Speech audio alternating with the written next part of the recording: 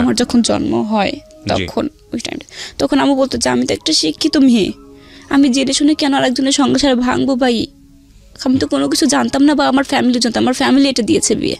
তখন আম্মু অন্য থেকে বোঝানোর চেষ্টা করেছে, বাট বোঝাতে পারেনি, গ্রাম থেকে বের করে দিচ্ছে। তবু আম্মু চেষ্টা করছে ওনার সাথে কন্ট্রাক্ট রাখার, এরকম করতে করতে নাকি আমার বয়স 3 বছর 4 বছর পর্যন্ত যোগাযোগ রাখার চেষ্টা করছে। খরচ দিত বলতে মানে মাসে নাকি 2000 টাকা করে পাঠাতো, এইভাবে পাঠাইতো ওখান থেকে। কিন্তু পরবর্তীতে এক পর্যায়ে দেখা গেল যে দেয়ই না। তখন আমার নানুরা নাকি কন্ট্যাক্ট করার চেষ্টা করছে, সমস্ত ফোন সবই বন্ধ করে দিছিল তারা।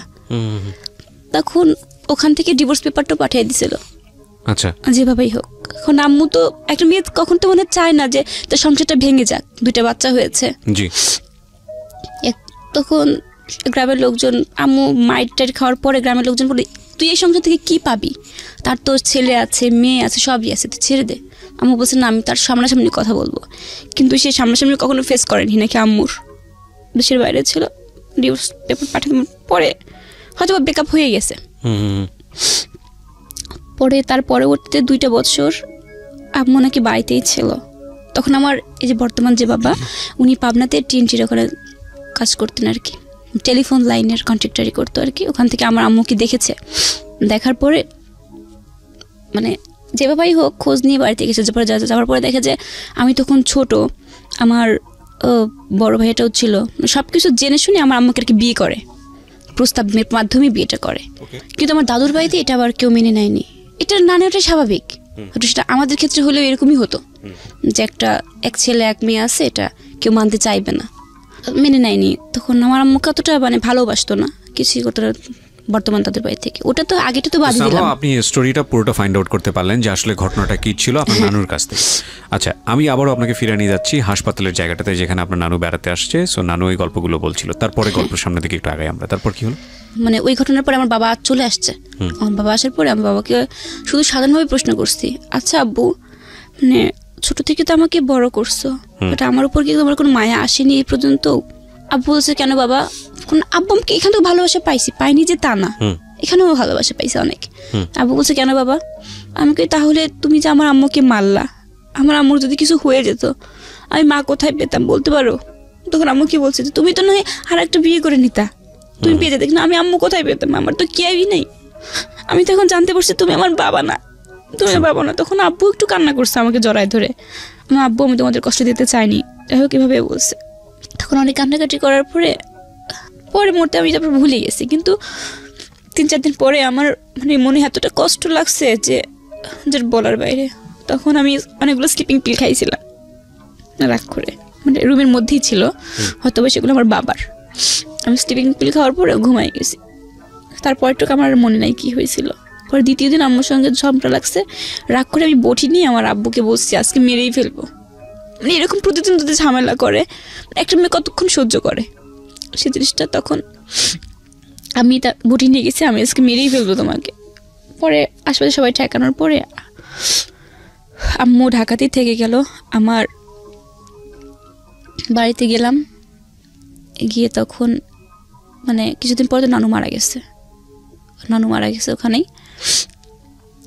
নানু মারা যাওয়ার পরে ওখানে আমাকে রাখা হলো। রাখানোর পরে বলতে খালামুনির বাসাতে, মেজো খালামুনি যেটা ছিল ওনার ওখানে, আম্মু তো চাকরি করে, ওখানে আমাকে পাঠিয়ে দিল।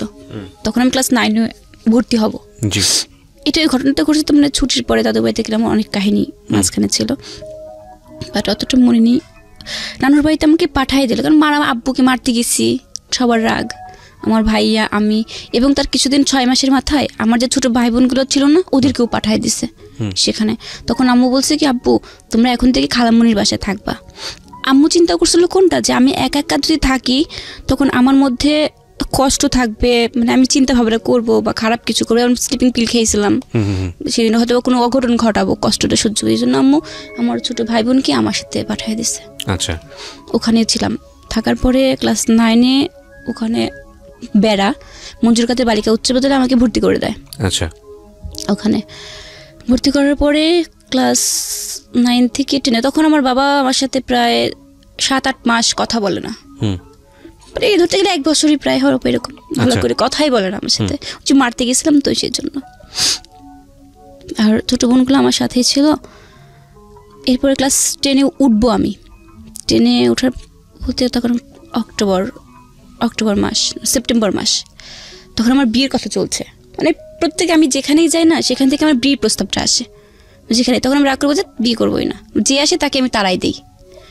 প্রত্যেকটা জায়গাতে যেখানেই যাই সেখানেই বিয়ের প্রস্তাব আসে। আমার মেজো খালুর সঙ্গে, মেজো আঙ্কেল এখন সাংবাদিক, জি, উনি ধরেন পাবনার খবর ইয়াতে যায়, ভোরের আলো ওইখানে যায়, ওইখানকার সাংবাদিক। তো আঙ্কেলের সঙ্গে বিয়ের পার্টিতে গেছি, ওখানে একটা বিয়ে আসছে। পরে তারা মানে ছেলেটা দেখি না মানে কালো, আমি বাসাতে তো চলে আসছে রাগে। পরে দেখি যে রাত্রেবেলায় আসছে লুঙ্গি পরে, আপনাকে দেখতে আসছে, আমাকে দেখতে আসছে। মানে আমি তো একটু মানে মডার্ন টাইপের ছিলাম, যাই হোক মানে একটু লুঙ্গি পরে আসছে, মানে নিজের একটা প্রেস্টিজ না যে আমাকে দেখতে আসছে, লুঙ্গি পরে একটা ছেলে আসছে। মানে একটা মনের মধ্যে ক্ষোভ জমে গেছে। পাশের রুম থেকে আমার কাজিন ছিল, ও বলছিল দেখ বান্দরের মতো দেখা যায়, মানে এরকম একটা কথা বলে যে বান্দরের মতো দেখা যায়। পরে আমি গেলাম, ওখানে যাওয়ার পরে দেখি যে লুঙ্গি পরে আসছে। আমি সরাসরি না, ওই লোকটা আমার দিকে তাকাইছে, আমি মুখটা কালো করে ফেলছি, যে মানে এমন ভাব করছে যাতে চলে যায়। তারপরে উনি আমার জিজ্ঞেস করছে তোমার নাম কি, আমি নামটাও বলিনি রাগ করে। তখন উঠে দাঁড়িয়েছি, আমি আজকে আমার পরীক্ষা আঙ্কেল, আমি চলে গেলাম। পরীক্ষা আঙ্কেল? হ্যাঁ আমি বলছি, এটা আঙ্কেলকে বলছি, আঙ্কেল বসে আছে। তো এটা বলে বের হয়ে চলে গেছি রুম থেকে। তখন ওই ছেলেটা রাগ করে নিচে চলে গেছে। যাবার পরে উনি বলছে যে আপনার ভাগ্নি আমাকে দেখে পছন্দ করে নাই, দেখছেন মানে কি ড্যামাক এই মেয়ের জীবনে বিয়ে হবে না, এরকম একটা কথা বলে গেছে। তারপরে দ্বিতীয়বার সকাল হয়েছে, সকালের পরের দিন সকালে আর কি, পরের দিন সকালে আমার মামা ফোন দিয়েছে। ফোন দেওয়ার পর বলছে আমার কিছু বন্ধু আসবে, মানে বন্ধু আসবে। তখন আমি বলছি এবার কোথাকার বন্ধু আসবে, আল্লাহর টিজিন খালি বন্ধুই আসে আর প্রতিদিন আমাদের খাবারগুলো নষ্ট করে, এরকম কথা বলছি, ওদের একটা কথা শোনাচ্ছে। তখন মামা ফোন দিয়েছে, হ্যাঁ আম্মু, আমাকে হ্যাঁ মামা বলেন।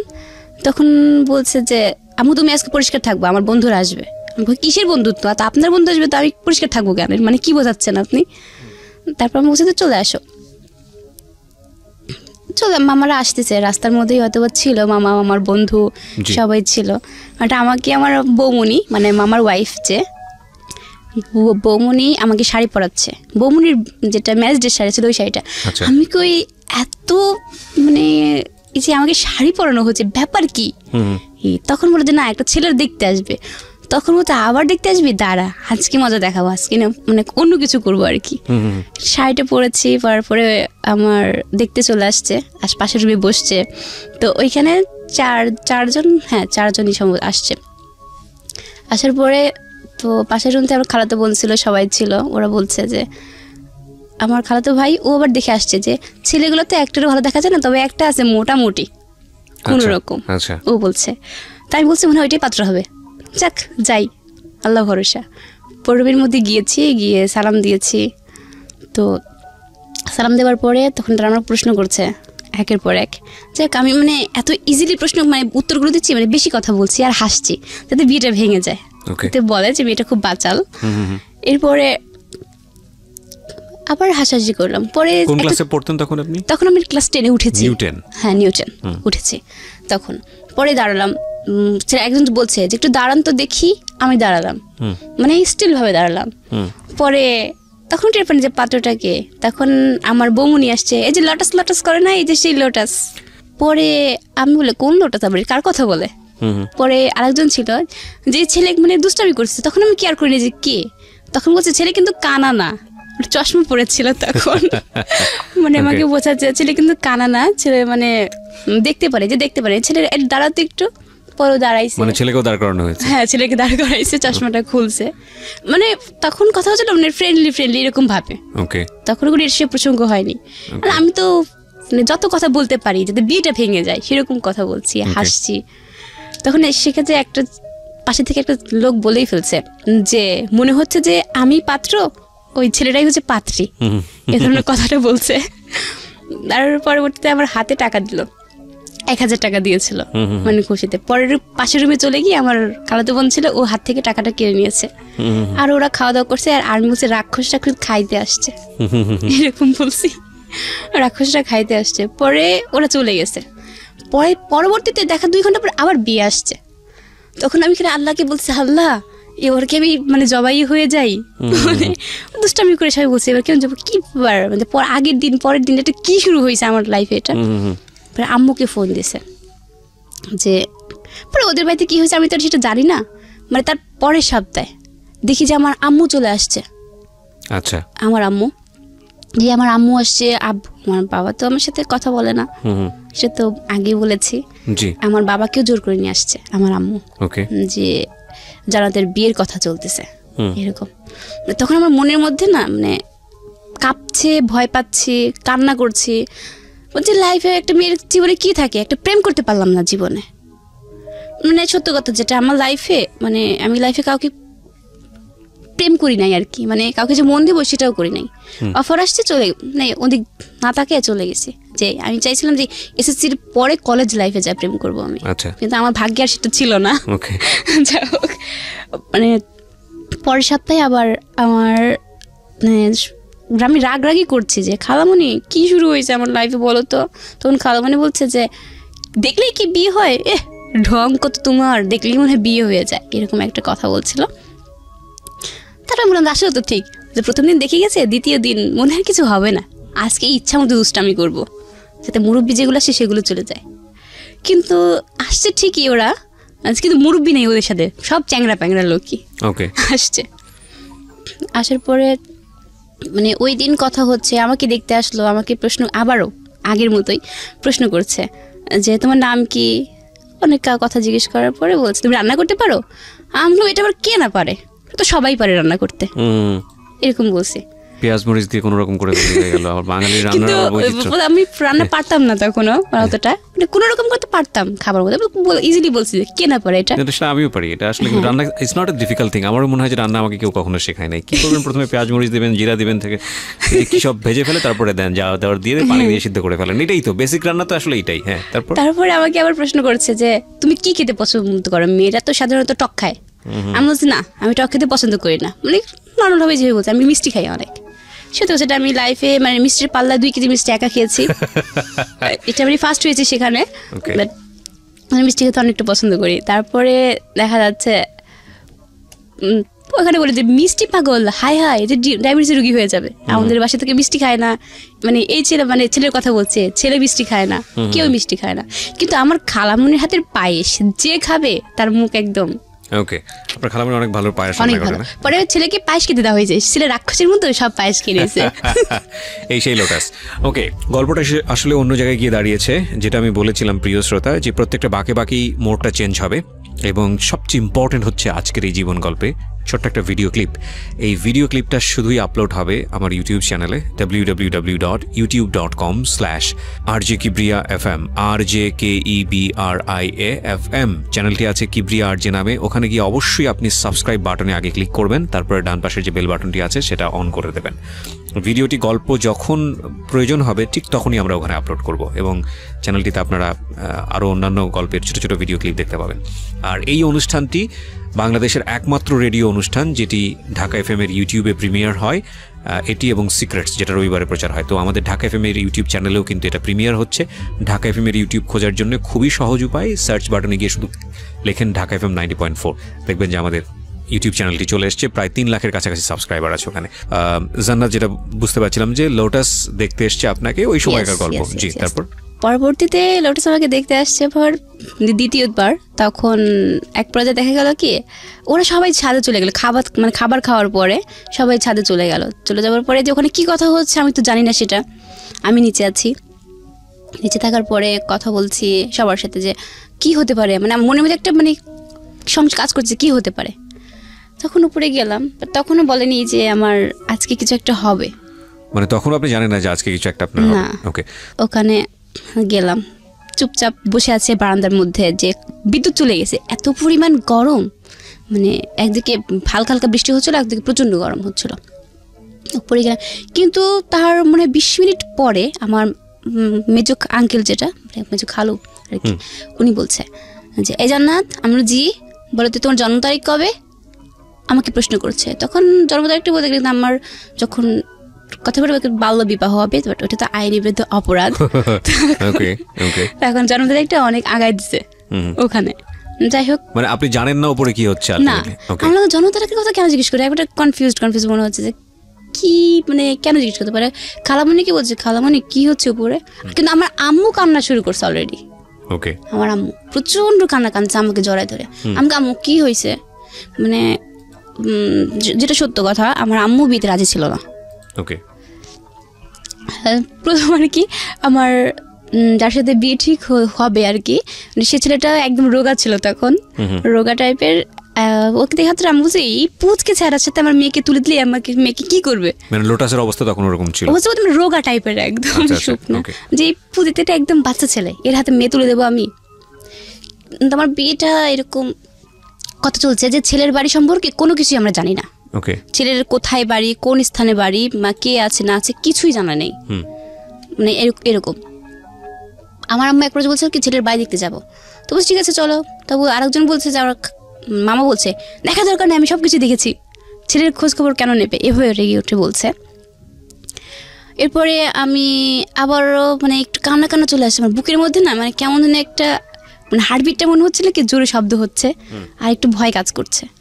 উপর থেকে এসে আমাকে এরুমে নিয়ে আসছে আবার, যে কিছু একটা করবে। আমি আবার কান্না করে বাথরুম আটকাই দিছি যে আমি যাবো না আজকে, যাও মুখ ধুয়ে আসো। না আমি বেরোবো না, চিল্লাচিল্লি করছে যে বের হও কথা বলবে তোমার সাথে, একটু গোপনে কথা বলবে। এটা বলে বাথরুম থেকে বের করে নিয়ে চলে আসছে। পরে মুখ টুক ধুয়ে এরমে আসছি, আসার পরে মানে কোনো কিছু হুটহাট বলাও নেই, একটা জিজ্ঞেস করবে না তুমি ছেলে দেখে তোমার পছন্দ হয়েছে কিনা, তুমি রাজি আছো কিনা, বা তোমার সম্পর্ক আছে কিনা। একটা মেয়ে কিন্তু জিজ্ঞেস করা স্বাভাবিক, বা কথাও বলতে দেয় আলাদাভাবে, বাট আমার লাইফে সেটা কিছুই হয়নি।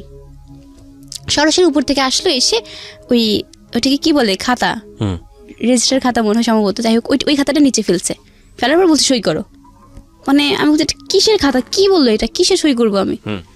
কিন্তু ওইখানে সই করা মানে যে কারো মানে জীবনে একদম বন্দি হয়ে যাওয়া, মানে ওই সেন্সটা তখন আমার আসেনি। কিন্তু পাশ থেকে তখন আমার মানে খালাতো বোন বলছিল, ও বলছিল যে আজ তুই জবাই হয়ে গেলি, মানে এই কথা। কিন্তু আমি প্রচণ্ড চিৎকার পাচ্ছি, কাঁদছি, কান্নাকাটির পরে সইটা করেই দিলাম। তারপর পাশের রুমে যাই, মানে যত কান্না আসে মনের মধ্যে ইচ্ছা মতো কাঁদলাম কান্নাকাটি করার পরে। কিন্তু খালামণি বলছে যে এতদিন তুমি ছিলে এই বাড়ির মেয়ে, কিন্তু আজ থেকে তুমি আর এই বাড়ির মেয়ে না। কবুল পড়ায়নি, কিন্তু ওই ছুঁই করে রাখছে আর কি। ওকে, মানে সরকারিভাবে আমরা লোটাস যে তার মানে তার স্ত্রী হয়ে গেলাম সরকারিভাবে। কথা বললাম, মানে দুজন ফোনে কথা আলাপ হয়। যাই পরের মধ্যে আর কি পাশের রুমে লোটাস আসে, আমরা হাসতেছিলাম মানে ওর কথা শুনে। প্রথমে কান্নাকাটি, তারপরে মুখের মধ্যে হাসি। তোরে ও আমাকে বলছে যে এত হাসো কেন, হাসির গোশ খাইছো নাকি যে এত হাসি মুখে, আমাকে এই কথাটা বলছিল। পরে কোনো কথা না বলে চলে গেলাম, মানে ও চলে গেল ওর মতো, আমরা এখানে পরে ওর বাসাতেও চলে গেছে। এটাই আপনার ফার্স্ট দেখা, এর আগে কখনো দেখা হয়নি? না না, ওকে, মানে ওদের সম্পর্কে কিছু, কিন্তু এমন বিয়ে হয়েছে যে ওদের সম্পর্কে আমরা কোনো কিছুই জানি না, খোঁজ খবর নেওয়া হয়নি। যেদিন আমার বিয়ে রেজিস্ট্রি করে আর কি, তখন যেন মানে সেপ্টেম্বরের 7 তারিখ 2012 সালের। এর পরবর্তীতে দেখা যাবে তার 1 মাস পর, মানে ওই তখন মানে ও এমন অভিনয় করতে জানে যে কি বলবো, ওর নাকি জ্বর আসছে, ওর মাথা ব্যথা করছে, ওর এটা ব্যথা ওইটা ব্যথা, কিন্তু আসলে এসব কিছুই না। ও বিয়েতে কবুলটা কেন পড়ানো হয়নি এই মতলবটা করছে মনে মনে, মানে কিভাবে কবুলটা পড়ানো যায়। ও আমাকে বলছে যে তুমি দেখবা যে 1 মাসের মধ্যে আমি তোমাকে বিয়ে করব। আমি বলছি কখনই পারবো না, বিয়েতে এমনিতেই হয়ে গেছে, আর এখানটা কখনো হবে না, আমি এসএসসি দিব তারপরে। তো বলছে না, দুজনের মধ্যে অনেক কথার মধ্যে আর কি। যাই হোক, আর রেজিস্ট্রি করার পরে যে প্রেমটা হয় আর কি, আপনাদের মধ্যে সেই ব্যাপারটা ছিল। হ্যাঁ, ইয়েস। পরে আমার ফার্স্ট মানে ওর দেওয়া উপহার একটা মোবাইল ফোন। ওকে, হ্যাঁ, একটা মোবাইল ফোন আমাকে দিয়েছে, কিন্তু ফোনটা দিয়েছে আমি অনেক খুশি হয়েছি। প্রথম একটা ফোন পেয়েছি, আগে ফোন ছিল বাটন ফোন, বাট এখন স্ক্রিন টাচ একটা ফোন পেয়েছি, দামি ফোন। তখন ওর সঙ্গে আমার খালামণি একটা পার্সোনাল রুম দিয়েছে যে কখনো কথা বলো। তো কথা বলছি, ও দেখি যে ঘুম পাড়তেছে, ওখানে এসে ঘুমাই গেছে। আর ওর বিকেল হয়ে গেল, ও চলে গেল ওর মতো। এরকম তো আশেপাশের লোকজন দেখলে খারাপ বলে যে ছেলে এত যাতায়াত করে কেন, এখনো মেয়ে উঠায় নিয়ে যায়নি। গ্রাম অঞ্চলে তো এটা বলে থাকে স্বাভাবিক। এরপরে তার দ্বিতীয় সপ্তাহ পরে আমার শাশুড়ি আম্মা যে উনি আসছে আমাকে দেখতে, এসে আমাকে দেখে অনেক খুশি যে টুকটুকি একটা মেয়ে পেয়েছি আমাদের মানে প্রত্যেকটা মেয়ে মানে আমি একটু চঞ্চলা কথা বলি বেশি, তখন সবাই আমাকে ভালোবেসে মেনে নিয়েছে। দেখাশোনার পরে ওরা চলে গেল। তার আবার 1 সপ্তাহ 2 সপ্তাহ পরেই ওরা আবার খবর পাঠাইছে যে আজকে বিয়ে পড়াতে আসবে, এরকম কাহিনী। 1 মাস পরেই আবার বিয়ের কাহিনী চলছে, আবার চিল্লাচিল্লি শুরু করছে যে আমার কথার কোনো দাম নাই, যে আমার সঙ্গে এর বিয়ে হচ্ছে, তখনই কিছু বললা না, এখন আবার আমার অনুমতি ছাড়া বলছে আবার কবুল পড়ায় দিবা, এটা কি খেলনা পাইছো আমাকে, আমি কি মেয়ে না, আমি মরে যাবো কিন্তু এরকম করলে, এরকম দুষ্টামি করে কথা বলছি আর কি। আর কান্নাকাটিও করলাম যে কোনো বিয়ে পায় না, রেসপন্স পায় না। কিন্তু সেই তখন আবার আমার বিয়ে যখন পড়ানো হবে আমার বাবা আসেনি, আসবেই না বেশি বলছে বিয়েতে, মেন কথা মানে বাবার রাগ যে আমি যাবোই না বিয়েতে। আমি অনেক কান্নাকাটি করে বাবাকে ফোন দিলাম, আব্বু তুমি আসবা না, তুমি না আসা পর্যন্ত আমি কিন্তু কবুল বলবো না, আমি বলছি। তো বাবা এক পর্যায়ে রাজি করালাম, অনেক বলে 2 ঘন্টা কথা বলার পরে বাবা রাজি হয়েছে, ঠিক আছে আমি আসছি না, এটাই। আব্বু চলে আসছে, পরের দিন ভোরে এসে আব্বু নামছে, নামার পরে কথা বললাম, আব্বুকে অনেক বোঝালাম, মানে আগের কথাগুলা পরে কথা, আব্বু যেভাবে আমার অন্যায় হয়েছে মাফ করে দাও। আমি তবু বাবা, আমি সেক্ষেত্রে বলছি আব্বু আমাকে মাফ করে দাও, আমার ভুল হয়ে গেছে, মাফ চেয়েছে, কারণ আমি তো সারা জীবন তোমার সঙ্গে, আমি তো পর হয়েই গেছি, আমাকে তো তাড়িয়ে দিচ্ছে তোমরা। পরের দিন বিয়ের সময় চলে আসছে, ওরা আমার যে বিয়ে পড়ায় রাখবে, তখন ওরা সব ওদের বাড়ি থেকে সব লোকজন চলে আসছে, প্রায় 20 জনের মতো লোক আসছে। আমার জন্য একটা নর্মালি একটা শাড়ি নিয়ে আসছে, নর্মালি আর কি একটা শাড়ি নিয়ে আসছে, আর একটা জুয়েলারি একটা নিয়ে আসছে, ওইটা পরে বিয়ে পড়াবে। আচ্ছা পড়লাম, পড়ার পরে এখন কবুল পড়াবে। কিন্তু যখন খাতা সই করছিলাম তখন তো একটু কাঁদছি, কিন্তু যখন কবুল বলতে গেছে তখন আরো চিৎকার, যে হায় হায় টিভি সিনেমায় কবুল দেখিয়ে যে তখন শ্বশুর বাড়ি নিয়ে যাবে। টিভি সিনেমায় কবুল দেখেন ওই সময় কান্নাকাটি করে, সেজন্যই কি আপনি কান্নাকাটি করছেন নাকি অন্য কোনো ফিল ছিল? ওই জন্য না, আসলে কান্নাকাটিটা করছিলাম এই জন্য যে আজকে মানে আমাকে বিদায় করে দেবে।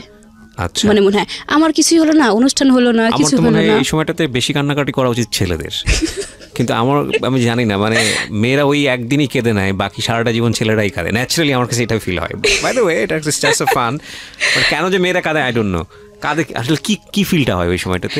ওই সময় আর কি কবুল যখন তখন বলছিলাম যে এতদিন আম্মুর আন্ডারে ছিলাম, বাবার আন্ডারে ছিলাম, কত স্বাচ্ছন্দ্য ছিলাম, কিন্তু খালাতো বোনকে তো দেখছি যে স্বামী যা বলে ওইটাই শুনতে হয়। আচ্ছা, এরকম সেন্সটা ছিল তখন। কিন্তু মানে জীবনটা শেষ করে দিল না?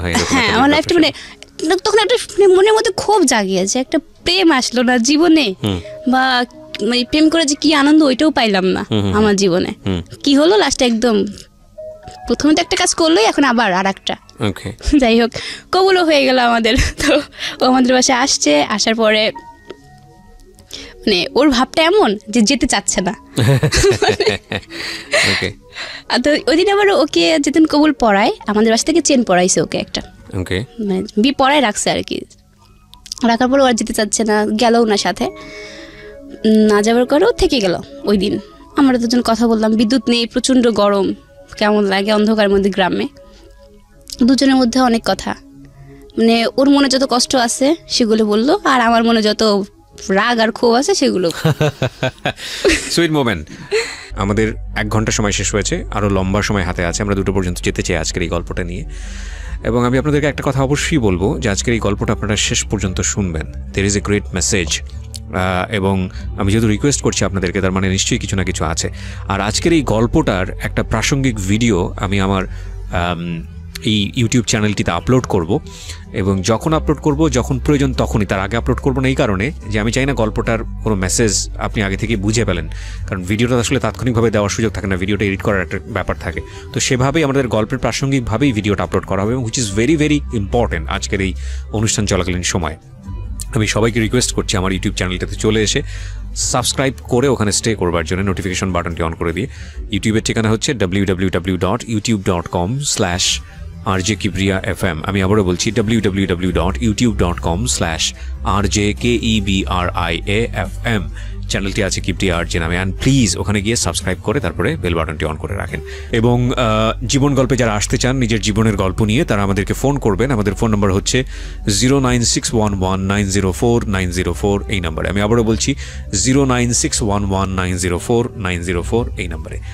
জান্নাত, আমরা যেখানটায় ছিলাম, যে বিয়ে শাদী হয়ে গেল এবং ছেলে যাচ্ছে আপনাদের বাসাতে স্টে করতে এই জায়গাটাতে। আমার হাজব্যান্ড আমাদের বাড়িতেই ছিল।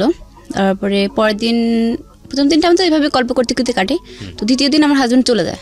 আচ্ছা, হাজব্যান্ড চলে যায়, বাট ওদের বাড়িতে তো সেদিন কোনো লোক আসেনি, যাই হোক ও একাই চলে যায়। চলে যাওয়ার পরে আস্তে আস্তে আমাদের ফোন আলাপ হয়, কথা হয় মাঝখানে। আমার এসএসসি এক্সামও শুরু হয়ে গেল, এসএসসি পরীক্ষা দিলাম। তখন এসএসসি পরীক্ষা শুরু হওয়ার পরে এক পর্যায়ে দেখা গেল যে শেষের দিকেই, মানে শেষ হয়েছে, তার মাঝখানে কথা বলছে যে আমাকে তুলে নেবে। দীর্ঘ 9 মাস এখানে চলে গেছে মাঝখানে, 9 মাস। এরপরে আমার শ্বশুরবাড়িতে মানে বিয়ে অনুষ্ঠানটা হলো, সবকিছুই অনুষ্ঠান হওয়ার পরে সব কমপ্লিট। আমাদের ওই বাড়িতে গেলাম, মানে যেদিন ফার্স্ট ওই বাড়িতে ঢোকা আর কি, প্রথম মুহূর্তটা আমরা ঢুকলাম। তখন একটা মানে সংশয় ছিল, যাই হোক, যে তখন চলে আসছি। আসার পরে ওই দিনটাই মানে ভালোই কাটলো। পরের দিন অনুষ্ঠান হলো, ওদের বাড়িতে বউ ভাত হলো। হবার পরে আমি চলে গেলাম আমাদের বাসাতে, সেখানেও কথাবার্তা বললাম।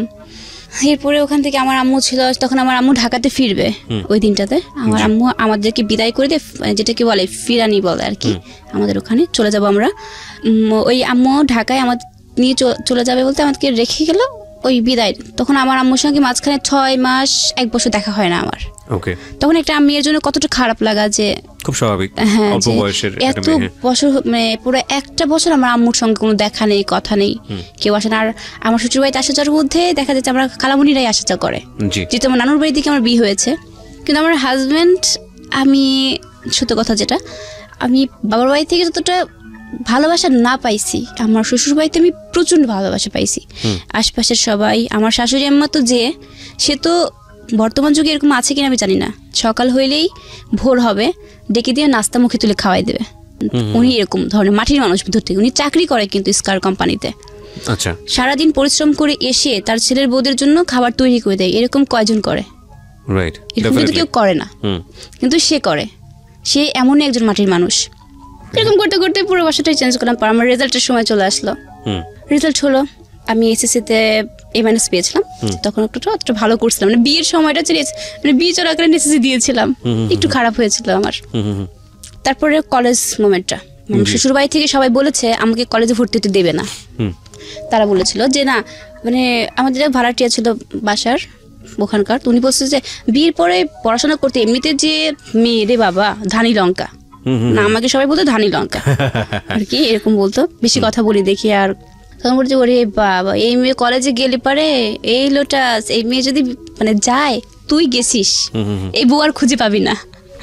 মানে ওদের চিন্তাধারা ছিল এরকম, আমি অন্য কারোর সাথে ভেগে চলে যাব এরকম। কলেজে উঠলে কলেজে ভর্তি কেউই হতে দেবে না। তখন আমার হাজবেন্ড আমাকে সাপোর্ট দিয়েছে, না ও পড়াশোনা করুক, ওর একটা ভবিষ্যতে দরকার আছে। সেক্ষেত্রে আমার হাজবেন্ডের অনেক সাপোর্ট আমি পেয়েছি। সেখানে আমার পরিবার থেকেও হেল্প করছে, ও হেল্প করছে। কলেজে ভর্তি হওয়ার মধ্যে কেউ আমাকে হেল্প করে না, কিভাবে আমি ভর্তি হব সেখানে। আমি তো চাই সরকারি কলেজে পড়তে, কিন্তু সরকারি কলেজে ভর্তি হতে চাইলে প্লাস পেতে হবে আমাকে, ওখানকার দামি কলেজে ভর্তি হতে গেলে। তো আমি তো রেজাল্ট খারাপ করছি, কিছুতেই ভর্তি। আমার বড় ভাসুরকে বলছে, ভাইয়া, আমার বড় ভাসুর তখন বিয়ে করেনি, না আমার ওই বাড়ির প্রথম বউ আমি, বড় ভাসুর বিয়ে করেনি। ভাইয়াকে বলছি, ভাইয়া আমি ভর্তি হব। তো ভাইয়া বলছে যে হওয়ার ঠিক আছে, তুমি ওখানে সবকিছু জমা দাও।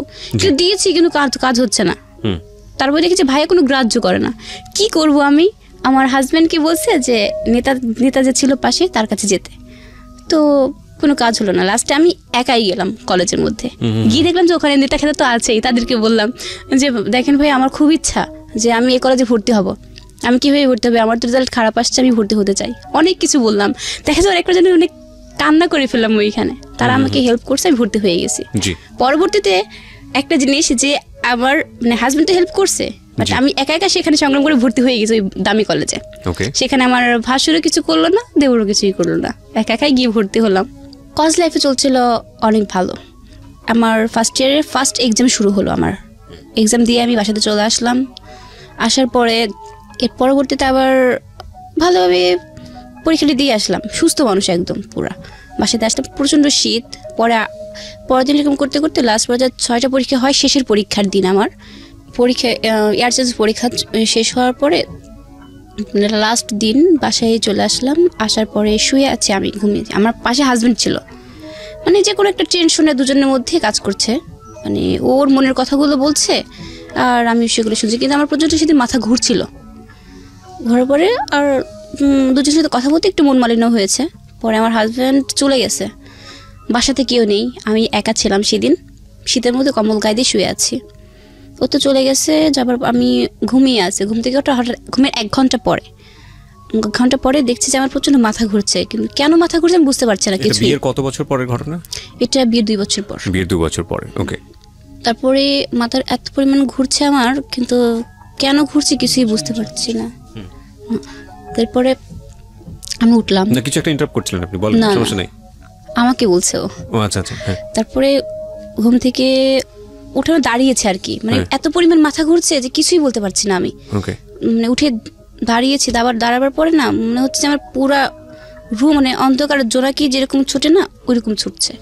ওকে। এরকম ছুটছে, প্রচণ্ড মনে হচ্ছে চারদিকে আমি কি ধরবো খুঁজে পাচ্ছি না।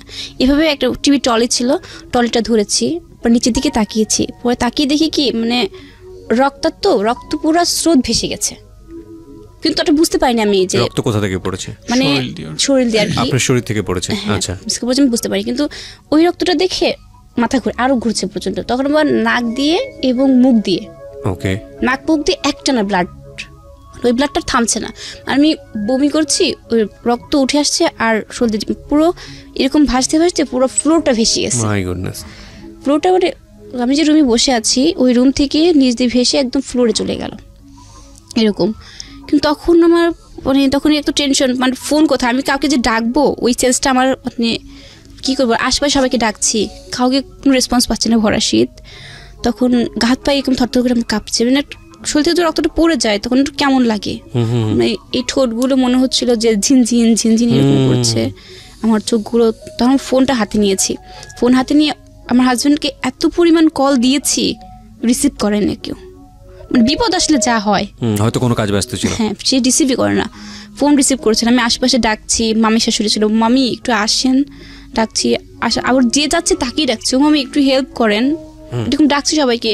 এক পর্যায়ে ডাকতে ডাকতে দেখা যাচ্ছে তখন আর পারছি না, তখন আমি ওখানেই সেন্সলেস হয়ে পড়ে গেছি। পড়ে যাওয়ার পরে একদম মানে ফুপিয়ে উঠছে, যেরকম আমার সেন্সটা ঠিকই আছে কিন্তু এরকম ফুপিয়ে উঠছে, ব্লাডটা বের হয়ে শুধু সাদা ফেনা বার আসছিল। আচ্ছা, আপনি কখন? আমি যখন ও আমাকে ফোন দিছে আমি দেখলাম যে ফোনটা 4 বার উঠে আছে। তো আমি তখন কাজ করতেছি, দোকানে বসে কাজ করতেছি, করতে করতে ইতিমধ্যে আমার মামা মানে বাসায় নামাজ পড়ে ঢুকছে। জি। আমার রুম আটকানো, ওকে আবার সবাই ফলো রাখে। তো রুমের দরজাটা এই রুমের যেই খুলছে এখন দেখে ব্লাড পুরো ফ্লোর দিয়ে ভেসে যাচ্ছে, মানে একটা গরু কাটলেও ওরকম ব্লাড নাই। তো যাওয়ার পর দৌড় মামা ওখানে না ঢুকে দৌড় আমার দোকানের পর চলে গেছে। তো আমি ওরকম দেখে আমার ওরকম সম্পূর্ণ ফালাতে আমি দৌড় মারতে আসে, আমি দেখে মানে আমি ওখানে হ্যাং হয়ে গেছি, কি এটা, মানে আমি ধরে সামনে তাড়াতাড়ি ধরেছি, লোকজন আমাকে বলতে ধরিস না, মানে সারা জায়গায় ওদের দাঁড়াইছে, মানে দাঁড়ায় আলমারি ছিল, ওই আলমারিতে 2 হাতে সাপ, মনে হচ্ছে কেউ যেন এসে মারি থুয়ে গেছে, এখানে গলার এখানে পুরা স্পট। আমি পুরা সেন্সলেস হয়ে গেছি, কি অবস্থা। ওরকম আমার মামা আসলো, মামা আসে কোলে করে অমনি নিয়ে মানে আশপাশে সবার সেন্সটা হাসপাতালে মানে সেন্সটা এরকম ছিল যে একদিকে তো আমি ওই ব্লু কালারের একটা ড্রেস পরেছিলাম, ওড়না পেঁচানো ছিল, তো ব্লু কালার তো রক্ত পড়ছে, তো সেখানে ব্লু রংটা তো উঠবেই, তো সেই রংটা এখানে ছাপ বসে গেছে, তারপরে ধরে নিয়েছে আপনাকে কেউ জবাই করে ফেলেছে। এরকমও চিন্তা ভাবনা করছে কি, কারণ প্রথম সেন্সটা ওইরকম হয়েছে, তার পরবর্তীতে আবার কেউ চিন্তা করছে যে আমার হাজবেন্ড হয়তো আমাকে মেরে ঘরের মধ্যে রেখে গেছে, আশপাশের গ্রাম ছড়ায় গেছে, সবাই বলতেছে যে লোটাস মারছে। তো আমি বলছি আমি তো মারি নাই, আমি যেরকম নিয়ে যাই, নিয়ে গিয়ে মানে বাসার কেউ ওই ব্লাডটা যে ধুবে সেটা ধুচ্ছে না, অলরেডি মানে প্রশাসনিক ফোন দিবে। তা আমি কোথাও ফোন দেওয়ার দরকার নাই, মানে পুলিশকে জানা। তা আমি বললাম কাউকে করার দরকার নাই, ও সেন্স নেই, একদম সেন্স নেই, ওকে অমনি কোলে করে নিয়ে মানে লাইফে তো এরকম মানে কখনো এরকম নিয়ে যে হসপিটালে নিয়ে গেলাম। তো ওই মুহূর্তে ব্লাডের গ্রুপ জানা নাই আমার ওর। দেখেন গল্পটা কোথায় ছিল, কোথায় এসে দাঁড়িয়েছে এবং কোথায় যাচ্ছে সেটাও আপনার জন্য অকল্পনীয়। শুধু একটাই কথা, ধৈর্য ধরে প্লিজ শেষ পর্যন্ত আপনারা শুনবেন। আমরা ছোট্ট একটা বিরতি নেবার আগে আপনাদেরকে আবারও বলছি, এই গল্পের খুবই গুরুত্বপূর্ণ একটা ভিডিও পার্ট যারা আজকে এখানে গেস্ট হিসেবে আছেন তাদেরকে আমরা উপস্থাপন করবো আমাদের ইউটিউব চ্যানেলে। আমার ইউটিউব চ্যানেলটিতে গেলে আপনি সেখানে তাদেরকে দেখতে পাবেন। তার আগে আপনাকে সাবস্ক্রাইব করতে হবে। আমার ইউটিউবের ঠিকানা www.youtube.com/ RJ Kibriya FM, RJKEBRIA FM চ্যানেলটিতে গিয়ে সাবস্ক্রাইব করে নোটিফিকেশন মানে ঘন্টা বাটনটা অন করে নেবেন। আমি কিছুক্ষণের মধ্যে হয়তো ভিডিওটা আপলোড করব। ঠিক আছে, তো তারপরে কি হলো লোটাস? হসপিটালে নিয়ে গেলাম। তো একটা মানুষের শরীরে যখন মানে 0 পয়েন্ট আসে তখন তার অবস্থা কি হতে পারে। তো ডাক্তার বলতেছে ব্লাডের গ্রুপ বলে। তো গ্রুপ তো আমার জানা নাই, পাশে ওর বাসারও কেউ নাই, শুধু আমি আমার মামারা। তো তখনও আমার বাসাতে জানানো হয়নি, মানে ওর সেন্স রয়েছে, ওভাবে সেন্স রয়েছে। আমি বলতে জানা তুমি কি তোমার ব্লাড গ্রুপ জানো? 3বার বলছে হ্যাঁ বি পজিটিভ। যখন বলছে তখন সঙ্গে সঙ্গে ব্লাডের আর কোনো নাই। পরে নিয়ে ডাক্তার বলতেছে এই রোগীকে আমরা করতে পারবো না। মানে ডক্টর ওখানে, আমি তখন পাবনা সদরে ভর্তি ছিলাম, ওখান থেকে সরাসরি কোনো টেস্ট না করেই বলে ফেলছে ব্লাড ক্যান্সার। তার ব্লাড 3 ভাগে যখন 2 ভাগ চলে গেছে শরীরে, ডাক্তার বলতে আরো 3 ভাগ দিতে হবে। তাই আমি বললাম আচ্ছা ব্লাডটা যে দিচ্ছেন আপনি পজিশনে দিচ্ছেন, কথা ব্লাডের শরীরে কিচ্ছু নাই, মানে মোট হচ্ছে 5 ভাগ দেওয়া হয়েছিল, তো আপনি বাঁচবে না। তো আমি দেখতেছি ওর যেভাবে শরীর দিয়ে মুখ দিয়ে নাক দিয়ে ব্লাড আসতেছে, আমার তো ওদিকে আমার পুরো সেন্স কাজ করতেছে না। তো তখন ওকে আমি বললাম, ডাক্তার বললেন ঠিক আছে আপনি ব্লাডই করেন। 2 ভাগ ব্লাড নিয়ে করে দিল, সঙ্গে বলে রাজশাহীতে নিয়ে যান। রাজশাহী নিয়ে গেলাম। রাজশাহী নিয়ে যায় বিভিন্ন রকমের টেস্ট। আমার তো তখন মাথা খেয়াল, আমার একটাই খেয়াল যে শুধু আমি ওকে বাঁচাবো, আমার কিচ্ছু দরকার নাই। ডাক্তার বলতেছে টেস্ট করান, রাজশাহীতে বলতেছে সে টেস্ট দিচ্ছে। মানে এমন অবস্থাটা হয়েছে রাজশাহীতেও যে শুধু টেস্টের পর টেস্ট, মুখ দিয়ে ডক্টর এসে আমার সঙ্গে কথা বলছে, ডক্টরের মানে পায়ের উপরই মানে মুখ দিয়ে ব্লাড চলে আসছে, কিন্তু ডক্টর বলছে কিছুতে বুঝতে পারছে না কেন রোগটা আসছে। যে কারণে একের পর এক টেস্ট করতে করতে মানে আমার পুরো হাত আর হাত নেই, মানে এরকম পুরো ফুলে গেছে 2 হাতটা। আর আমি তো খাবার খাই না প্রায় অনেক দিন যাবত, স্যালাইনের উপরেই যাচ্ছে। ওকে, তারপর লোটাস? তো আমি ডাক্তারকে বলতেছি আচ্ছা আপনারা যে এই টেস্ট দিচ্ছেন আমি সবই মানতেছি, কিন্তু আমার রোগীর তো কোনো রকম আমি পাচ্ছি না যে ওর ব্লাড উঠতেইছে। আপনারা এত মানে না হলে যে ডাক্তার আসতে প্রতিদিনে না হলে ডাক্তার ঘুরে 100 থেকে 120 জন ঘুরবে, আসতে যাচ্ছে, আমার রোগীর কোনো আমি পাচ্ছি না। তো ডাক্তারের সঙ্গে এক মুখে আমার ঝামেলা লেগে গেল। তো আমার যে খালু শ্বশুর ছিল তাকে নিয়ে গেছিলাম, সে বললো ওটা তুমি চুপ থাকো। তো মাথা ঠান্ডা করে আমি বললাম মাথা ঠান্ডা আমার আসতেছে না। তখন ডাক্তার বলতেছে যে ওষুধ খান, যখনই ব্লাড উঠতেছে তখনই ওষুধ দিচ্ছে, অ্যান্টিবায়োটিক ওষুধ দিচ্ছে আর ইঞ্জেকশন দিচ্ছে। কিছু সময় বন্ধ থাকতেছে বলে ঠিক হয়ে যাবে। তো যাই হোক এক প্রকার ব্লাডটা একটু বন্ধ হলো। 7 দিনের মাথায় ওকে আমি নিয়ে পাবনা আসলাম। মানে ফিরে বাসাতে চলে আসছি, ওখানে মনে হয় 2 সপ্তাহ পর 2 সপ্তাহ পর আমি আবার ওকে রেখে গেছি। ও তখন একটু ভালো কথা বলতেছে, আবার কলেজে গেছি, আবার কলেজ থেকে আসছে জানার জন্য যে আমি ফর্ম ফিল আপ করতে পারবো কিনা, মানে এই ধরনের ইন্টার পরীক্ষা ফাইনাল। ওকে, তখন তো আমি গিয়েছি, বাট মনে রেজাল্ট হয়েছে কিন্তু আমি সেখানে বলছে যে হ্যাঁ এ গ্রেড পেয়েছি, মানে স্যার বলেছে। তো আনন্দ চলে আসছি, আমার কাজিন ছিল সাথে, খালাতো ভাই, ওর সঙ্গে বাসায় চলে আসার পরে আমার কলেজ ড্রেস পড়াই আছে, মানে আমি তো অসুস্থ, হাঁটতে পারি না, রাজশাহী থেকে চলে আসছি, ওই বছর তো কলেজে গিয়েছিলাম, বাসাতে নিয়ে চলে আসলো আমাকে। তো আমাকে রুমে বসায় রাখছে, আমার তো প্রচন্ড জ্বর, গায়ে জ্বর, আমার গায়ে হচ্ছে আমার রেশ বের হয়েছিল এরকম ফুসকা।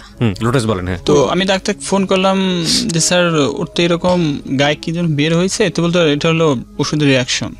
তো আমি ওকে আবার দেখতে ঠিক পাবো যে ওর কখন কোন সিমটমটা শুরু হবে, মানে ঠিক পাই আমি। তো ও যখন কলেজ থেকে আসলো তো আমি দোকানে থেকে বাসায় ফিরলাম। তারপর যে শালু ছিল ছোট ভাই, ও আবার আমার খুব হেল্প করছে। তো বলতেছে ভাইয়া আমি একটু বাইরে যাবো, তুমি ওটা যাও। তো আমি ওকে দেখে আমার কেমন হলো, আমি বলতে জানো তোমার শরীর খারাপ লাগতো, না শরীর খারাপ লাগতেছে না। ও হয়তো চিন্তা করতেছে টাকা পয়সা। তাই আমি বলছি তোমার কোনো রোগ, তুমি কোনো সমস্যা হলে আমাকে বলবা, এটা নিয়ে কোনো টেনশন করবা না। তো বলতেছে না। তা আমি ওকে রেখে আমার দোকানে আসছি। দোকান থেকে মোটরসাইকেলটা নিয়ে আমি একটু বাইরে গেছি। তখন আমার ফোন আসছে যে জানার অবস্থা খুব খারাপ। আমার কিসের মানে কি, আমার মোটরসাইকেল আমি জোরে আসতে বসে আমি তো একটা জিনিস ইয়ে করছে কি যে আমি যে ওরকম মানে আবার ওরকম একটা না ব্লাড তখন পরের বার আবার না আরো বেশি আসছে, কারণ 5 ব্যাগ ব্লাড নিয়েছি, তখন তো শরীর অলরেডি ফুল ব্লাড আসছে, আমার প্রায় 18 পয়েন্টের উপরে ব্লাড আসছে, আবার সমস্ত রক্তটাই ঝরে গেল, মানে তখন মুখ দিয়ে বেশি আসছে। কয় সপ্তাহের ব্যবধানে? এটা 2 সপ্তাহের ব্যবধানে আবারও হলো হোল ব্লাডটা দিয়েছে, সেখানে হওয়ার পর নিয়ে আসলাম আবার ঢাকা। সরাসরি তখন সদর থেকে বলে ওখান থেকে দিয়েছে, বলছে ওরা আর গায়ে হাত দেয়নি, আমার সঙ্গে সঙ্গে আমি ঢাকা নিয়ে আসলাম। ঢাকা নিয়ে এসে ঢাকা মেডিকেল ঢাকা নিয়ে আসলাম। ওখান থেকে বাসা থেকে বের করে আবার 2 ব্যাগ ব্লাড 2 পাশে ঝুলাইলাম, ঝুলাই নিয়ে সঙ্গে সঙ্গে ঢাকাতে আসলাম। ঢাকা মেডিকেলে ভর্তি করলাম, ভর্তি কিছুতেই নেয় না। ভর্তি নেবার পর বেড নাই আপনার ফ্লোরে। তো ফ্লোর নেবার পর আমি দেখতেছি অবস্থা খারাপ, ওনারা দেখতেছে, দেখে বলতেছে সম্পূর্ণ জিনিস বের করেন, ওখানে কি কি দেখেছেন রাজশাহীতে। বের করলাম সব মেডিকেল রিপোর্ট বের করলাম। আপনি একটু মাইক্রোফোনে বলেন প্লিজ। মেডিকেলের রিপোর্ট বের করলাম। বের করার পর তো উনি বলতেছে এটা কোথায় কোথায় করছেন, ব্লাড দেওয়ার সময় কি আপনারা ব্লাড চেক করছিলেন? আমি হ্যাঁ সব করা হয়েছে। তোর অবস্থা ভালো না, তাড়াতাড়ি ওনারা কি হাত দেখে ওনারা হলো করলো না, ইঞ্জেকশন কিচ্ছু দিল না, মানে দুই হাতটা ফুলে না হলো 4 কেজি হয়েছে। ওর কানের থেকে শুরু করে এই মাথা থেকে শুরু করে পায়ের যতগুলো রগ আছে মানে সব শেষ, মানে ফুটা করতে করতে ওর জায়গা নাই। তো ভর্তি করলাম। ভর্তি করার পর ওনারা ইঞ্জেকশনের মাধ্যমে ওষুধ দিল 1000 পাওয়ার এরকম ওষুধ, একটা ইঞ্জেকশনের পাওয়ার 2500 3000। আবার যে ওষুধ দিছে ওষুধের পাওয়ারও এরকম। দেবার পর আমি বললাম এটাতে ক্ষতি হবে না, না সমস্যা নেই, আপনার হাতের অবস্থা ভালো না, কিছু খুঁজে পাবো না। তো দেবার পর ঢাকায় একই পরিস্থিতি, মানে দিন যাচ্ছে, আমার বিরক্ত হয়ে যাচ্ছে। আমার কেউ বলে না আসলে রোগটা কি না, এখানে তারপর আরো কাহিনী বলছে লাস্ট পর্যায়ে দেখা যাচ্ছে তখন কোনো রোগ ধরতেই পারে না, মানে সেখানে মানে রিপোর্টে আসে, হেপাটাইটিস রিপোর্ট আছে, ওখানে শুধু আসছে কি যে ব্লাডটা শরীর থেকে ঝরে যাচ্ছে, কিন্তু কেন ঝরে যাচ্ছে ওইটা ওঠে না, শুধু যাচ্ছে যে ব্লাডটা চলে যাচ্ছে। তো আমি ঢাকা মেডিকেলে ওকে নিয়ে করার পর যখন 4 দিন, তখন ঢাকা মেডিকেলে, রাজশাহী মেডিকেলে, ঢাকা মেডিকেলে আবার মানে ডাক্তারের এটা বেশি, মানে পর্যাপ্ত প্রতিদিন। ওকে আসে একের পর টেস্ট দিয়ে যাচ্ছে। তখন আমার আর ভালো লাগতেছে না, বড় ডাক্তার আসে না। তো আমি বললাম যে স্যার আমার রোগীর তো কোনো রোগী আপনি ধরে পাচ্ছেন না, যার মতন যে আসতে টেস্ট দিচ্ছে আর ইঞ্জেকশন দিয়ে যাচ্ছে, মানে কি? তো ওখানকার যে অধ্যাপক ছিল, ডক্টর কি নাম ছিল? ডক্টর আবুল কালাম আজাদ ছিল। তো এক প্রকারের যে পপুলারের যে হলো ব্লাড করে, তো আমি ওনাকে বললাম ভাই আপনার কাছে একটা উপকার চাই। কাছে কি? তো বলতেছে আপনি তো অনেক করে আমায় করছেন, রিপোর্ট করাইছেন, তো আমি উপকারটা করতে পারি। এটা হচ্ছে আমাকে একটু স্যারের অ্যাড্রেসটা আমাকে দেন। কোথায়? তো বলতেছে উনি দিতে চাচ্ছে না। পাশে ওখানকার ডাক্তার আছে, উনি দেখে পরে আমাকে উনি ফাঁকে ডেকে নিয়ে গেল। তো উনি বলছে ভাই আপনি আমাদের এখানে অনেক টাকা হলো রিপোর্ট করাইছেন, আমি চাচ্ছি না আপনার এত টাকা নষ্ট হোক। তো বললো আপনার ধানমন্ডি যান, এই সাথে দেন, ওই পপুলারে যান, পপুলারে যে 4 তলায় দেখবেন আপনি বসেন। মেডিকেল থেকে রিলিজ দেয়নি আমাদেরকে। তো আরেকটা কাহিনী কি, রিলিজ দেবে না। এই যে ডাক্তারকে খোঁজ করতেছেন, এনার খোঁজ করতেছিলেন কি কারণে আপনারা? এই জন্যই করতেছিলাম, উনি আসতেছে, মানে উনি ঠিকভাবে দেখতেছে না। 3 দিন না দেখছে, 3 দিন যাবত উনি আসে, ছুটি চলে গেছে, বৃহস্পতিবার গেছে, শুক্র শনি ডক্টর তো আসে না, বড় ডাক্তার তো উনি আসে না, ওনাকে পাওয়া যায় সেটা পপুলারে, উনি ওখানে বসে। একটা মেয়ে আসছে, মানে হয়তো ইন্টারভিউ করছে, যাই হোক, ও মেয়েটা বাকি বলছে কি তুমি কি কোনো পিল খেয়েছো? আমি বলছি না। কয়েকবার কবিরাজ ওষুধ খেয়েছো? মানে লাস্ট ফিনিশিং এসে বললাম, আমি তোমার যে না, আমি কখনো কোনো কবিরাজ ওষুধ খাইনি, বা এগুলো আমি বিশ্বাসও করি না, আমি কবিরাজ বিশ্বাস করি না, এটা সত্য কথা যেটা, আমি সেগুলো আমি বিশ্বাস করি না। তখন সে বললো আচ্ছা ঠিক আছে, মানে কোনো কেন চলে গেছে। সে আবার বলে আলট্রা করো, আলট্রা অলরেডি 3 বার করছি, কোনো কিছুই না, আবার পরে ওকে আমি রাখলাম। রেখে তো আমি আমার ছোট ভাই যেটি ছিল, ওর খালাতো ভাই, তো ওকে নিয়ে বুদ্ধি করছি যে কী করা যায়, এখন তো কোনো উপায় নাই, আর যত রাখবো অলরেডি আমার ঢাকা মেডিকেলে অনেক টাকা করে ফেলছে, তো আমি এখানে রাখলে দেখতেছি আরও ক্ষতি হয়ে যাবে। তো গেলাম ওখানে, যে তো বলে দেবে না। তাই আমি বললাম দেখুন আমার আমার রোগী মরে যাক, আমি বনসই করবো এখানে, আমি ইন্ডিয়া নিয়ে যাবো। তাও দেবে না। তার 1 ঘন্টা পর আমি আবার গেছি, যাওয়ার পর তো আমি বলছি আমাকে দিতে হবে, আমার রোগীর আপনারা কোনো রোগ ধরতে পারতেছেন না ঢাকা মেডিকেলে। হ্যাঁ, তো এক প্রকার আমার সাথে ওখানে অনেক কথাবার্তা, আমি বললাম, উনি বলতে স্টেম কিনে নিয়ে আসেন। তাই আমি বললাম আচ্ছা স্টেম নিয়ে আসতেছি। স্টেম নিয়ে এসে ছিল যে এখানে যাবার পরে যে রোগীর যদি কোনো মানে খারাপ অবস্থা হয়, তার জন্য মেডিকেল কোনো দায়ী থাকবে না, ঢাকা মেডিকেল কোনো দায়ী নেই, হ্যাঁ থাকবে না, এই কথা বলেছে তারা ওখানে। কিন্তু তবুও তো রিলিজ দেবে না, তাদের কথা যেন মুখ দিয়ে ব্লাড আসতেছে, কোনো রিলিজ দেবে না তারা বলেছে, সিচুয়েশন ভালো না হওয়া পর্যন্ত রিলিজ দেবে না। তারপর আমি গেলাম, দিল করে নিয়ে ওই মুহূর্তেই, মানে 3টার সময় আমাকে ছাড়ছে, 5টার সময় যে পপুলারের যে মানুষটা এসে আমাদের রিপোর্ট নিত, উনি কি বললাম ভাই আমাকে হেল্প করেন, একটু রিপোর্ট দিয়ে দেন, একটা সিরিয়াল দিয়ে দেন। তো ভাই সিরিয়াল যান, আপনি যান, 41 নম্বর সিরিয়াল আছে।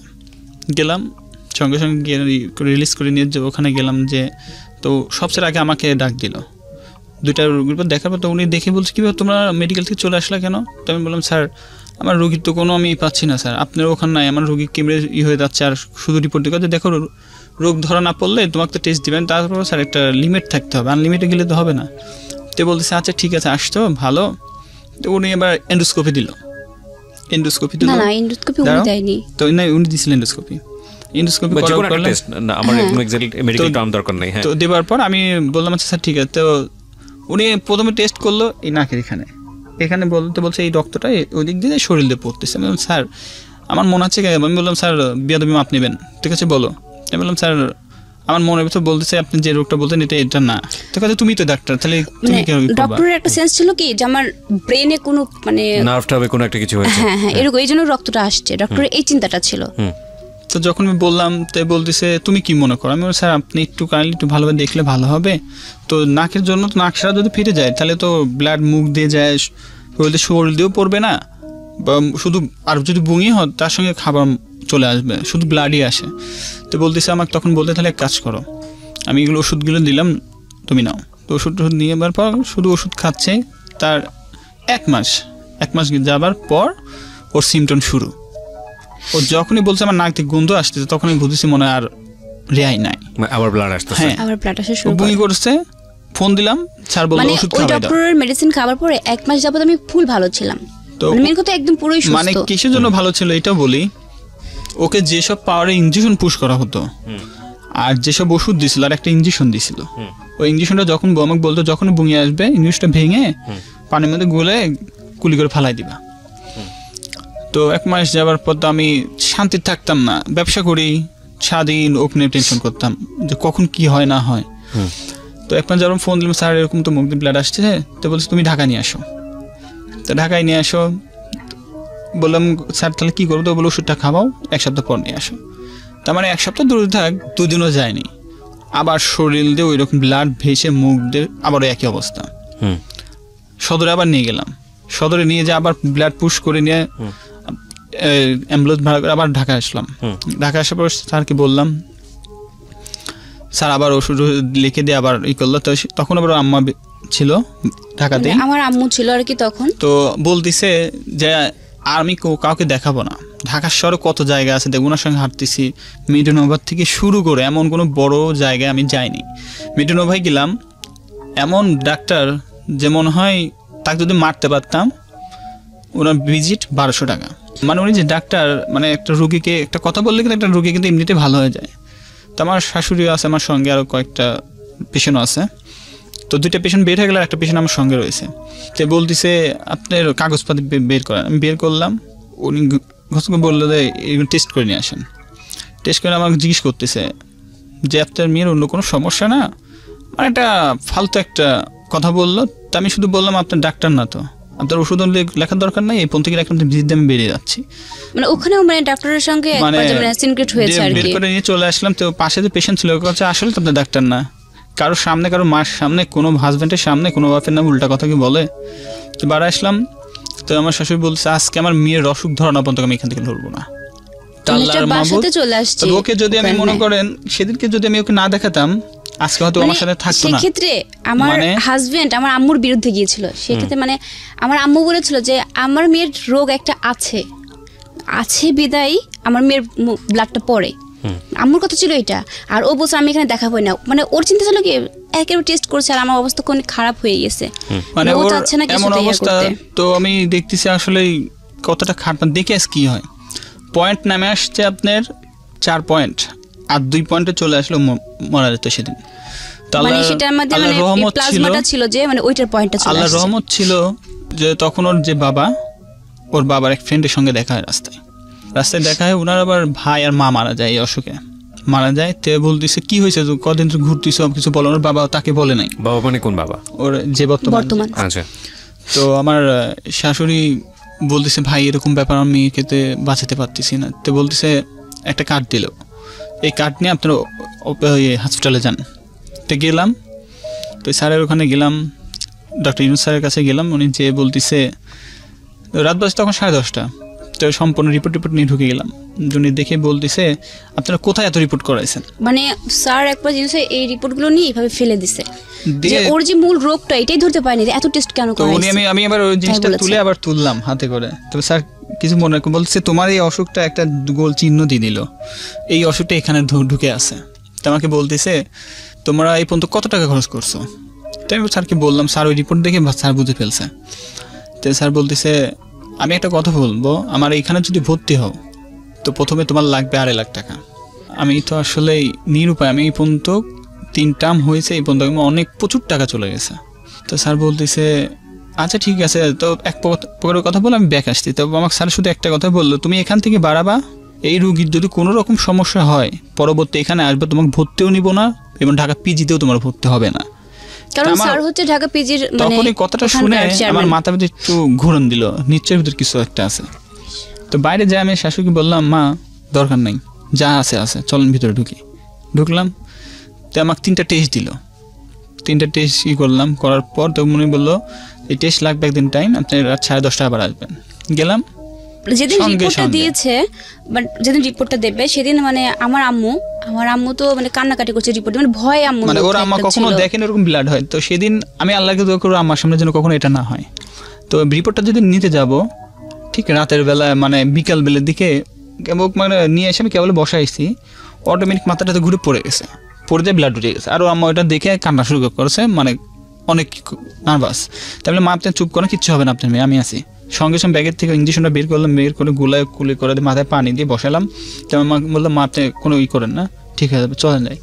গেলাম ওনাকে, যে তো মনে মনে যেটা বলছি তো সেটাই সেদিন ডাক্তার বলতেছে আপনারা আর একটা দিন যদি ওয়েট করতেন। ডক্টর বলছে যে মানে প্রথমে আমাকে ডেকেছিল ভিতরে, মানে রিপোর্ট দেওয়ার আগে কিছু বলেনি। ডক্টর আমাকে বলছে তুমি কি পারিবারিকভাবে কোনো টেনশন ফিল করো? আমি বলেছি না। তো বলেছে তুমি মানে শ্বশুরবাড়ি থেকে তোমার হাজব্যান্ড হয়তো বা জানে না যে তোমাকে কি শ্বশুরবাড়ির সবাইকে টর্চারিং করে? আমি বলেছি না, কখনোই না। তো বলেছে সত্যি কথা বলছো তো? আমাকে হ্যাঁ। কথা তুমি টেনশন করো, মানে আমাকে আমি টেনশন করি না। তখন হ্যাঁ তুমি টেনশন করো, ভিতরে তো তোমার ব্লাডটা ওঠে। ডক্টর আমাকে বোঝাচ্ছে আর কি। আমি বলছি না আমি তো কোনো টেনশন করি না। তো বলছে হ্যাঁ তুমি টেনশন করো। তারপর আমার আমা বলছে যে তখন রিপোর্টটা দেবে ফাইনালি। আমা বলছে তুমি বাইরে যাও। তো পরে আমি বাইরে চলে আসলাম, আমার হাজবেন্ড আমার সঙ্গে ছিল। রিপোর্টটা আমি প্রিয় শ্রোতা আপনাদেরকে একটু পরে শোনাবো। আপনারা যেটা গেস করছেন ক্যান্সার কিনা, বা আমি শুধু একটা ওয়ার্ডই আপনাদেরকে বলি না, দিস ইজ নট ক্যান্সার, বাকিটুকু হচ্ছে আপনারা গেস করেন না। আমরা শুধু একটা কথা আপনাদেরকে বলি আজকের এই অনুষ্ঠানে, যে আমাদের উই আর গিফটেড ফ্রম আল্লাহ, আমাদের লাইফটা গিফটেড, এবং আমরা অনেক লাকি যে আমরা মানুষ হিসেবে দুনিয়াতে এসেছি, আশরাফুল মখলুকাত। এবং নো ডাউট, কোনো সন্দেহ নাই, আমাদের এই জীবন যে যিনি চালাচ্ছেন তিনি আমাদেরকে একসময় এই দুনিয়া থেকে নিয়েও যাবেন। খুব সার্টেন পিরিয়ডের জন্য আমরা আসি এই দুনিয়াতেই। দেখবেন কত রকমের অভিজ্ঞতা জন্মের পর থেকে, হাসি কান্না, ফ্যামিলিগত, সামাজিক, রাষ্ট্রীয়, হাজার রকমের অভিজ্ঞতার মধ্য দিয়ে আমাদের যেতে হয়। কখনো সুখ, কখনো দুঃখ, জীবিকার তাগিদে ছুটে চলা। এই যে এরা যে আজকে গল্পটা বলতে এসছে, এদের জীবনটা, বিশেষ করে আমি যে মেয়েটার গল্প আজকে এখানে প্রচার করছি, জান্নাত, ওর ধরেন যে পরিবারেও বড় হয়েছে, আসল বাবা যিনি তার সান্নিধ্য পাননি, কিন্তু তারপরেও সৎ বাবা যিনি ছিলেন তিনি যথেষ্ট রকম সাহায্য সহযোগিতা করেছেন ওকে বড় করার ক্ষেত্রে। কিন্তু ওর ভেতর থেকে এক ধরনের প্রচণ্ড রকমের আকাঙ্ক্ষা ছিল যে ওর বাবা, আসল বাবা যিনি হতেন, তাহলে হয়তো এই কমপ্লেনিংয়ের জায়গাটা এতটা শক্তিশালী হতো না। তো যাই হোক, সেটা বড় কথা নয়। বড় কথা হচ্ছে যে ওর সুন্দর একটা সংসার হলো, এবং সংসারে দেখেন ওর জীবনে ও যেটা বলছিল যে আমি যে বয়সে আসলে মানুষের প্রেম করার কথা, ভালোবাসার কথা, সেই বয়সে আমার বিয়ে হয়ে গেছে, আমি বুঝিনি আসলে কি। এবং ওর জীবন, ওর হাজবেন্ডই হচ্ছে হলো ওর লাভিং কেয়ার বা যেটাই বলি না কেন, সেই মানুষটাকে নিয়েও সংসার শুরু হলো। এবং হঠাৎ করেই দানবের মতো কোনো একটা ঘটনা ওর জীবনে, কোনো একটা অসুস্থতা, এবং যেটা নিয়ে ওদের জীবন যুদ্ধ শুরু হয়েছে। আমরা সেই গল্পের এই জায়গাটাতে আমরা আছি, এবং আমি আপনাদেরকে বারবারই বলছি আজকে যে কোনো বাকি আপনি অনুমান করেন না যে পরের বাকি গিয়ে গল্পটা কোথায় দাঁড়াবে। কজ এরপরে আমি যখন আরেকটা বিরতিতে যাব তখন আপনি চিন্তা করতে পারবেন না যে ফিলিংসের মধ্যে আপনি আছেন সেই ফিলিংস থেকে ওই ফিলিংসটা আর কত ভয়াবহ বা অন্য রকমের একটা ফিল।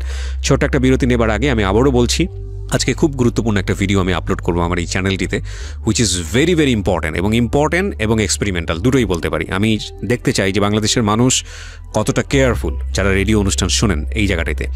ভিডিওটা আপনাদের দেখতে হলে এই চ্যানেলটিতে আসতে হবে, www.youtube.com/RJ Kibriya FM। আমি আবারও বলছি RJKEBRIA FM। চ্যানেলটি আছে কিবরিয়া RJ নামে। আপনি এখনই গিয়ে আগে সাবস্ক্রাইব করুন, সাবস্ক্রাইব করে নোটিফিকেশনটা অন রাখুন। আর ভিডিওটার কথা আমি বারবার বলছি, ভিডিওটা খুব গুরুত্বপূর্ণ। কেন বলছি একটু পরে এসে বলবো, এবং যখনই ওখানে পোস্ট করা হবে তখনই আপনারা বুঝতে পারবেন যে আমি কেন বলেছি। ঠিক আছে, তো রিপোর্টের প্রসঙ্গে আমরা ছিলাম। রিপোর্টটার জন্য গেলাম, ভিতরে আমাকে ডাক দিল, আমার শাশুড়ি তখন ভিতরে ছিল, তো আমাকে ডাক দিল, ওকে বাইরে রেখে ভিতরে ঢুকলাম। তো ডক্টর বলতেছে যে একটা কথা বলবো। আমি বলছি কী বলেন? প্রথমত বলতেছে যে তুমি কোনোদিন বাবা হতে পারবে না, সন্তানের মুখ কোনোদিন দেখতে পারবে না। তো আমি কথাটা শুনে বলছি স্যার মানে বুঝলাম না। তে বলতেছে ওর যে অসুখটা হয়েছে ও কখনো মানে রাগ করেও কথা বলবে না বা কোনো কষ্ট দিবে না। মানে তখন আমার মনের ভিতরে আলাদা একটা মানে চলে আসতেছে যে আমি কি শুনতেছি। আমার শাশুড়ি কাঁদতেছে, অনেক কান্না কাঁদতেছে। তো আমি ভিতরে ঢুকে আমার চোখ ধরে পানি চলে আসছে কথা শুনে। তো আমি বলতেছি স্যার তার মানে ওর কোনো বড় কোনো সমস্যা, ঠিক আছে তুমি ধৈর্য হারাবে না, আল্লাহ হয়তো ভালো করবে। তো বলতেছে স্যার কী সমস্যা বলেন আমাকে। তো বলছে ওর যে অসুখটা হয়েছে এই অসুখটা কোনোদিনও ভালো হবে না, ও যতদিন বেঁচে থাকবে ততদিন এই ব্লাড দিয়ে বেঁচে থাকতে হবে। আর যদি কখনো কষ্ট তো দিবাই না, কখনো চিন্তা করতে দিবে না, যদি চিন্তা করো কখনো তা যে কোনো মুহূর্তে আর যে কোনো সিচুয়েশনও খারাপ হয়ে যেতে পারে। তো যার যদি আর একটা কথা, তুমি হাজব্যান্ড তোমার শাশুড়ির সঙ্গে সবসময় নাও থাকতে পারে, তো তুমি যখন দেখবে বমি করতেছে, ব্লাড উঠতেছে, ওই ব্লাডটার জন্য ঠেকে না যায়, বুকে আটকে না যায়। এটা আটকে গেলে কিন্তু আর বাঁচবে না। ওই কথা শুনে আমি বসলাম, আমি গা ঘামতেছে, তখন আমি স্যার বলতেছে তুমি বসো ওখানে। তো বসার পর আমি অনেকক্ষণ ঝিম ধরে থাকে, বললাম নিজে উঠে এসে আমার মাথাটা লেগে দিয়ে বলতেছে অনেক ছোটো গেলে এরকম আঘাত পাবা, এটা আঘাত কিছু না, আল্লাহকে দোয়া করো। তো ডাক্তার বুঝাই টুঝে আমাকে বলার পর আমি মাকেও অনেকেই করলো মা টেনশন করেন না, আল্লাহ উপরে আল্লাহ আছে, নিশ্চয় বাঁচায় রাখবে। আসলাম, আমাকে ডেকেছে ডক্টর, মানে বলেছে যে এটা পেশেন্ট যে ওর এটা জানা প্রয়োজন, কারণ ও তো সংগ্রাম করবে সারাটা জীবন, তো ওকে ডাকেন। তো আব্বু বলছে না না ওর ডাকার প্রয়োজন নেই, আব্বু বলেছে না ও ছোটো মানুষ, ও ডাকার প্রয়োজন নেই। তো কারণ আমি বলছি যে ঠিক আছে আমি যাই দেখি কি বলে ফাইনালি ডক্টর। পরে ডক্টর আমাকে ডেকেছে, তো ডাকার পরে বলছে উনি মা বলে আমাকে বলছে যে মা শোনো তুমি তো কখনো মানে আমি কিসে পড়ি এসব জিজ্ঞেস করছে, তুমি কিসে পড়ো, তুমি বললাম তো বলছে টেনশন করবো না, আল্লাহ ভরসা, আল্লাহ আছেন। আমি বললাম যে স্যার আমার কি হয়েছে এটা একটু আমি জানতে চাচ্ছি। তো ডক্টর আমাকে বললো যে বোঝালো আর কি, আগে বোঝানোর পরে বলছে যে তুমি টেনশন করো না, তোমার রক্তের মানে মানুষের কয়েকটা কণিকা থাকে রক্তের, তোমার হচ্ছে 2টি কণিকার মানে পুরোই সেক্টরই বন্ধ হয়ে গেছে, মানে মানুষের একটা মেন কণিকা থাকে ফ্যাক্টর 9, এটাই বন্ধ হয়ে গেছে তোমার। মানে তখন মানে আমি একটু টেনশনে ছিলাম, বাট তখন মানে চিন্তা করলাম যে কণিকা ব্লক হয়েছে এটার মানে কি বোঝাচ্ছে। পরে আমি ডক্টর মানে জানতে চাচ্ছি যে স্যার আমাকে একটু যদি এটার ডিটেলসটা একটু বলতেন তাহলে আমি বুঝতে পারতাম। আমি তাই বলেছি। তো ডক্টর আমাকে বলছে যে ভেঙে ভেঙে বোঝাচ্ছে যেটা কেন হয়, কি জন্য হয়, সব কিছুই বোঝাচ্ছে। তারপরে বললাম যে নাম কি ছিল? Doctor Yunus sir. Doctor Yunus, হ্যাঁ। কোথায় বসেন উনি? উনি যে ঢাকা গ্রিন ভিউ ক্লিনিক। ওকে, এখনো বসেন? হ্যাঁ, এখনো উনি আছেন, ঢাকা আজকে কিবার আজকেও বসছে। ওকে, হ্যাঁ বলেন। তারপর তো যে ম্যামকে বলেছি আমি কি ভালো হতে পারবো কখনো, মানে এটা হচ্ছে যখন আমি ইন্টারে ছিলাম তখনকার কথা। আমি বলেছি যদি আল্লাহ যদি সহায় থাকে তাহলে তুমি নিশ্চয়ই হতে পারো, এটা বলেছি। Everything can happen. ইয়েস। তখন চিন্তা করলাম যে ডক্টর তো আমি বলিনি যে আমার ক্যান্সার হয়েছে, আমি কখনো ভালো হবো না, এটা তো বলিনি। ডক্টর আমাকে বলেছে যে হ্যাঁ আমি ভালো হবো। আমার আম্মু তো এত পরিমাণ চিৎকার করছে মনে হচ্ছে মরেই গেছে, কিন্তু আমি সেখানে শক্ত হয়ে আছি যে আমার কিছুই হয়নি। আমার হাজব্যান্ড কাঁদছে, আমার আম্মু কান্না করছে, সবাই কান্না করছে, বাট আমি স্ট্রং হয়ে আছি। মানে আমার একটা জিনিস কি, আমি কখনো ভেঙে পড়ি নাই, যে আমি খালি চিন্তা করছি যে আমি যদি ভেঙে পড়ি আমার আম্মু মনে 2 মিনিটও বাঁচবে না, খালি এটা চিন্তাটা করছি। তবু শক্ত হয়ে আছি যে তার সঙ্গে কথা বলছি ডক্টরের সঙ্গে। তা আমি তাকে বলছি যে আমি কিভাবে বাঁচবো, আমাকে এই সলিউশনটা দেন, মানে ইজিলি বলছি। তো ডক্টর আমি যেটা কিন্তু বলেছিলাম আপনাদেরকে একটু আগে যে ইট ইজ নট ক্যান্সার হলেও এখানে একটা সার্ভাইভ করার একটা ব্যাপার থাকে, কিন্তু ওকে যে অসুখটার কথা বলছে ডাক্তার এইখানে আসলে কোনো সলিউশন নাই। This is a very important point, but it is not the end of the story. আমরা আরো সামনের দিকে আগাবো। হ্যাঁ বলেন। তারপর তখন ডক্টর আমাকে বলছে যে তুমি প্রতি মাসে মাসে তোমাকে মানে ইনজেকশন যদি তুমি নাও তাহলে তুমি ভালো হতে পারো, আর যদি ব্লাড নাও সেক্ষেত্রে ভালো হতে পারো, এরকম তুমি ভালো থাকবে। হ্যাঁ, গ্যারান্টি দিতে পারছেন ডক্টর। কারণ আমি ওখানে থাকাকালীন একটা মেয়ে ঢাকা ইউনিভার্সিটিতে পড়তো আমার মতোই, বাট ও চোখের সামনেই জানটাও শেষ হয়ে গেছে। কি জন্য শেষ হয়েছে, ওর নিয়মিত ব্লাড ইনজেকশন করেনি, যার জন্য মানে শেষ প্রান্তে এসে ও জানটা শেষ হয়ে গেছে। ডক্টর বলেছে আমাকে যে আমার এই রোগটা নাকি জন্ম থেকে, মানে জেনেটিক। হ্যাঁ, কিন্তু আমার মায়ের ছিল না, আমার বাবার ছিল না, তার কোনো পরিবার আমি কাউকে খুঁজে পাইনি, হয়তো 14 পুরুষের মধ্যে কারো এই রোগটাও কাউকে খুঁজে পাইনি। তো ডক্টর বলছে এই রোগটা সাধারণত ছেলেদের হয়ে থাকে, কিন্তু সেখানে তুমি মেয়ে, এই জন্য একটু ক্রিটিক্যাল বেশি, কিন্তু যত্ন থাকো তাহলে ঠিক হয়ে যেতে পারে। ডক্টর কথা মেনে নিলাম আমি, যে না ডক্টর যেহেতু আশ্বাস দিয়েছে ভালো হতে পারি তাহলে আমি ভালো হতে পারি, সেই আশ্বাসই বেঁচে আছে এখনো। কান্নাকাটি করার পর আমি বের হয়ে আসলাম। আমার শাশুড়ি অনেক রকম বুঝালো, বাবা দেখো আমরা কখনো এটা জানতাম না। তাই আমি বললাম মা এটা আসলে আমারও হতে পারতো বা আমার বোনেরও হতে পারতো, এটা নিয়ে আমি কোনো করতেছি না। তো বাসায় গেলাম, আমার আম্মাকে জড়ায় ধরে অনেক কান্নাকাটি করলাম, জীবনে কারোর কোনো ক্ষতি করি নাই, তো আমার লাইফে এরকম কেন হইলো? তো বলতেছে বাবা টেনশন করো না, আল্লাহ উপর আল্লাহ আছে, সব কিছু আল্লাহ তার হাতেই। তো প্রতি মাসে যখন সমস্যা হয়, যখন ব্লাডটা শুকায় যায়, তখন দেখা যায় ওর নাক দিয়ে গন্ধ আসে, মুখে গন্ধ পায়, পচা গন্ধ পাচ্ছি।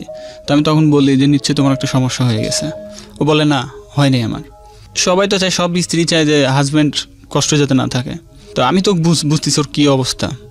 ডাক্তার যে সময় বলছে 2 মাস 1 মাস পর পর ব্লাড নিতে। ধরেন আমার যে ব্যবসা খুব লাকি ব্যবসা আমার, তো এক প্রকার করতে করতে যখন প্রতি মাসে ব্লাড নিতে হয়, প্রতি মাসে ব্লাডের অনেক টাকা ব্লাড নিতে হয়। ঢাকায় আসি, ঢাকা থাকার জায়গা নাই, ঢাকায় থাকার জায়গা নাই। তোর আব্বু ছিল, তখন ওর আম্মু ছিল, তো তখন দেখা যাচ্ছে আসতাম, আসে 1 সপ্তাহ ব্লাড নিয়ে আবার চলে যেতাম। তখন আমি ইন্টার এক্সামটা দিব, মানে এত অসুস্থ অবস্থায় আমার ইন্টার যে পরীক্ষা দেবো, ফর্ম ফিল আপ সবই করেছি, বাট আমাকে কেউ পরীক্ষা দিতে দেবে না। মানে ওখানকার পরীক্ষার সেন্টারে যেদিন আমার পরীক্ষা শুরু হবে তার আগের দিন আমি কন্ট্যাক্ট করেছি স্যারদের কাছে, যে স্যারা বলেছে না, তোমার জন্য আমি আরও যে মানে সেন্টারে পরীক্ষা দেবে যারা, তাদেরকে আমি অসুবিধা করতে পারি না। তাদের কথা এটাও ঠিক আছে স্যারটা, যে আমার মুখ দিয়ে ব্লাড উঠবে, বাকি যারা এক্সাম দিচ্ছে তারা ভয় পেয়ে যাবে, মানে আমার জন্য তাদের রেজাল্টও খারাপ হবে। আচ্ছা, মানে ডক্টরের চিন্তা, মানে ডক্টর তো বলেছে যখন তখন উঠতে পারে, ওই চিন্তাধারা আমার স্যাররা বলেছে যে পরীক্ষা দিতে দেবেই না। আচ্ছা, তারপর সেক্ষেত্রে আমি বলছি স্যার আমি কথা দিচ্ছি যে আমি এখানে কোনো স্ক্রিনক্রিটি করবো না, আমার যদি খারাপ লাগে আমি সেক্ষেত্রে বাইরে চলে যাবো, কিন্তু আমাকে পরীক্ষা দেওয়ার সুযোগটা দিয়ে দিন। পরে স্যার আমার কথার মতো ঠিক আছে, তুমি যখন ভরসা দিচ্ছ আমি তোমার কথা পরীক্ষা দিতে দিব। তখন আমার সেন্টার পড়ছে যেখানে, ওখানে আমার মানে শ্বশুরবাড়ির পরিবার থেকে কেউ পরীক্ষা দিতে দেবে না, আমার আম্মু বলেছে দেবে না পরীক্ষা দিতে, আমি তবুও বলছি আমি ইন্টার পরীক্ষা দিবই এই অবস্থাতে। তখন আমার হাতে ক্যালেন্ডার পড়ানো ছিল। আচ্ছা, ওই অবস্থাতে আমি পরীক্ষা দিতে গিয়েছি, মানে সেক্ষেত্রে আমার হাজব্যান্ড বলেছে যে নিচে একজন থাকবে, তুমি উপরে পরীক্ষা দিবা, কিন্তু ভিতরে তো কাউকে অ্যালাউ করে না। তবু আমি পরীক্ষা দেওয়া শেষে চলে আসছি। তখন আমি এই কথাটা এই জন্য বলছি যে ওর সিচুয়েশন হয়, বাই চান্স কেউ দেখতে বুঝতে পারবে না, যদি ওখানে যদি পড়ে যায়, রাইট, মানে দেখার মতন কেউ বুঝতেই পারবে না, স্যারও পারবে না। তো আমি ওই জন্য ওকে নিষেধ করছিলাম, তোমার পরীক্ষা দেওয়ার দরকার না, যদি তুমি দাও তাহলে নিচে একজন থাকবে, তুমি যে পরীক্ষা দিবা। রাইট। তো তারপর ওটা করো, ওখান থেকে শেষ করার পর আমি ঢাকাতেই করলাম। তো ডাক্তারের কাছ থেকে আসলাম, তো ডাক্তার তখন বলতেছে যে, আমি তখন বলছি স্যার তাহলে আমি এখন কী করবো, আমি এখানে যদি ভর্তি করি 2.5 লাখ টাকা লাগবে স্যার, এই মুহূর্তে তো আমার কাছে অত টাকা নাই স্যার। তো বলছে তাহলে কি করবা সেটা তোমাদের ব্যক্তিগত ব্যাপার। তো আমি বাসা থেকে প্রতিদিন আসতাম আর যেতাম, মানে তখন আমি বের হয়ে যেতে বলছি, তখন স্যার ডাক দিল। তো গেলাম, তো বলতেছে দেখো তোমার এটা দেখে আমার ভালো লাগছে, বিধায় আমি তোমাকে ফের ডাক দিলাম। তো আমি স্যার বলেন, তো তোমাকে একটা সহযোগিতা করতে পারে আমি কি, তোমার যদি এখানে বাসা থাকে তাহলে প্রতিদিন তুমি বাসা থেকে এসে এসে ব্লাড নিয়ে যেতে হবে, যদি পারো তাহলে এটা করতে পারি। তো বললাম স্যার তাহলে কত টাকা লাগবে? তো বল 1.5 লাখ টাকা লাগবে। তাহলে আচ্ছা ঠিক আছে। 1.5 লাখ টাকা কিসের হিসাব? এটা মানে শুধুমাত্র ব্লাড নিব যে আমি 1 মাসে, ওই 1 মাসের মানে ইয়েটা দিছি, মানে ব্লাড আর ইনজেকশন, ওই মাসটা শুধু ওই ব্লাডটা নিতে, এটা কি সারা জীবনই ভাবে নিতে হবে? প্রথম মাসে বলতে তখন অবস্থাটা খুবই খারাপ ছিল আমার, ওই সময়টা রিকভারি মানে হলো ঠিক রাখার জন্য কন্টিনিউ, মানে চিকিৎসা চলে নাই, ভুল চিকিৎসা চলছিল। হ্যাঁ, ভুল চিকিৎসা চলছে। তখন স্যার বললো এরকম আপনার চিকিৎসা তো হয়নি, এখন থেকে শুরু করবেন, শুরু করা হবে, তারপর যতদিন বেঁচে থাকবো ততদিনে নিতে হবে। এরকম চলতে থাকতে একটা সময় নিজেদের আশা আকাঙ্ক্ষা থাকে, একটা বাচ্চা। আমি একটা জিনিস একটু জানতে চাই, লোটাস আপনি থাকতেন তখন পাবনাতে আপনার সবকিছু ছিল, বিজনেস টিজনেস বলেন, চাকরি বলেন, সবকিছু। তো তার মানে তখন কি করলেন, মানে ওয়াইফের কারণে ঢাকায় শিফট হয়ে গেলেন? হ্যাঁ, ওর জন্য ওর ডাক্তার বলে দিল ওকে জার্নি করা যাবে না। তো আমি তো পাবনায় রাখছি। তোর আম্মু দেখতেছে আমার মেয়ের জন্য, ওর আম্মু ওকে এতটাই ভালোবাসতো যা কল্প করা যেত না। আর আমার শাশুড়ি ছিল মাটির মতন একটা মানুষ ছিল, ওরকম মানুষ হবে না। তো আমাকে বলতেছে বাবা আমি পাবনাতে শিফট নেবো। আমি কেন, কি হয়েছে? বলতেছে যে ও তো এরকম জার্নি করতে, আমি মেয়েকে দেখতেও পারবো না, আমি মেয়েকে দেখাশোনার লোকও থাকবে না। আমার আম্মা থাকে না, আম্মা অফিসে থাকে, আমি চাকরি ব্যবসার কাজে বাইরে থাকি। তাই বললাম মা আচ্ছা ঠিক আছে ভালো, আপনি চলে আসেন। তো শিফট নিল পাবনাতে। নেবার পর ঠিক 2 মাসের মাথায় আমার শাশুড়ি একটু অসুস্থ হওয়ার পর তো বলতেছিল লোটাস আমার আমাকে খুব ভালোবাসতো, মানে রাস্তায় বের হতে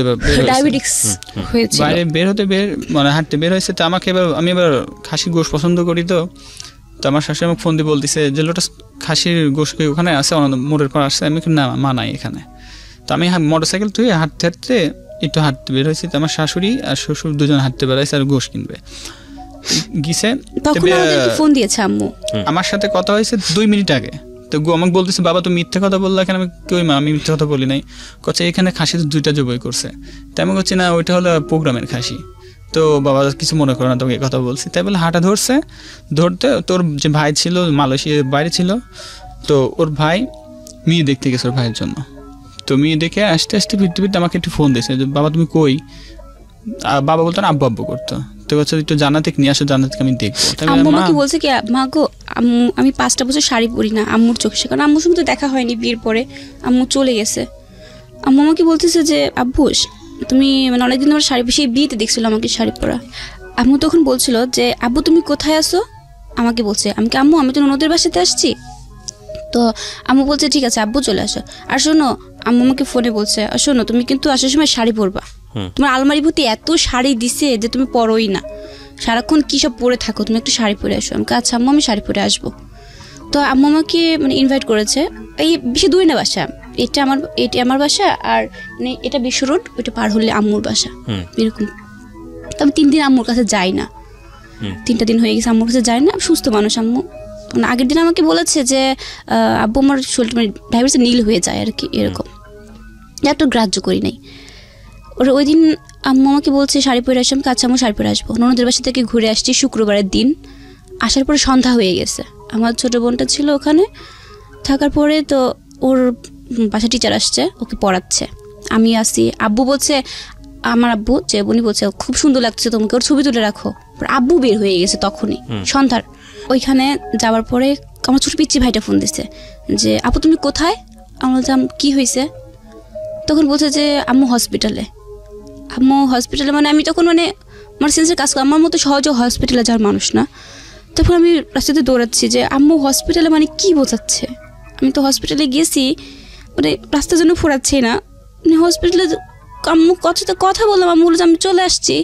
এটা এখন বলছে আম্মু হসপিটালে, মানে হসপিটালে আমি দাঁড়াইছি সবে, মানে আম্মুর হাতটা ধরছি, আম্মুর হাতটা তো ঠান্ডা হয়ে গেছে, নরম পুরো ঠান্ডা হয়ে গেছে আম্মুর হাত। তো আমি কথা বলে না, আম্মু কোনো নাক দিয়ে শুধু ফুপড়ে উঠতেছে, কথা বলে না।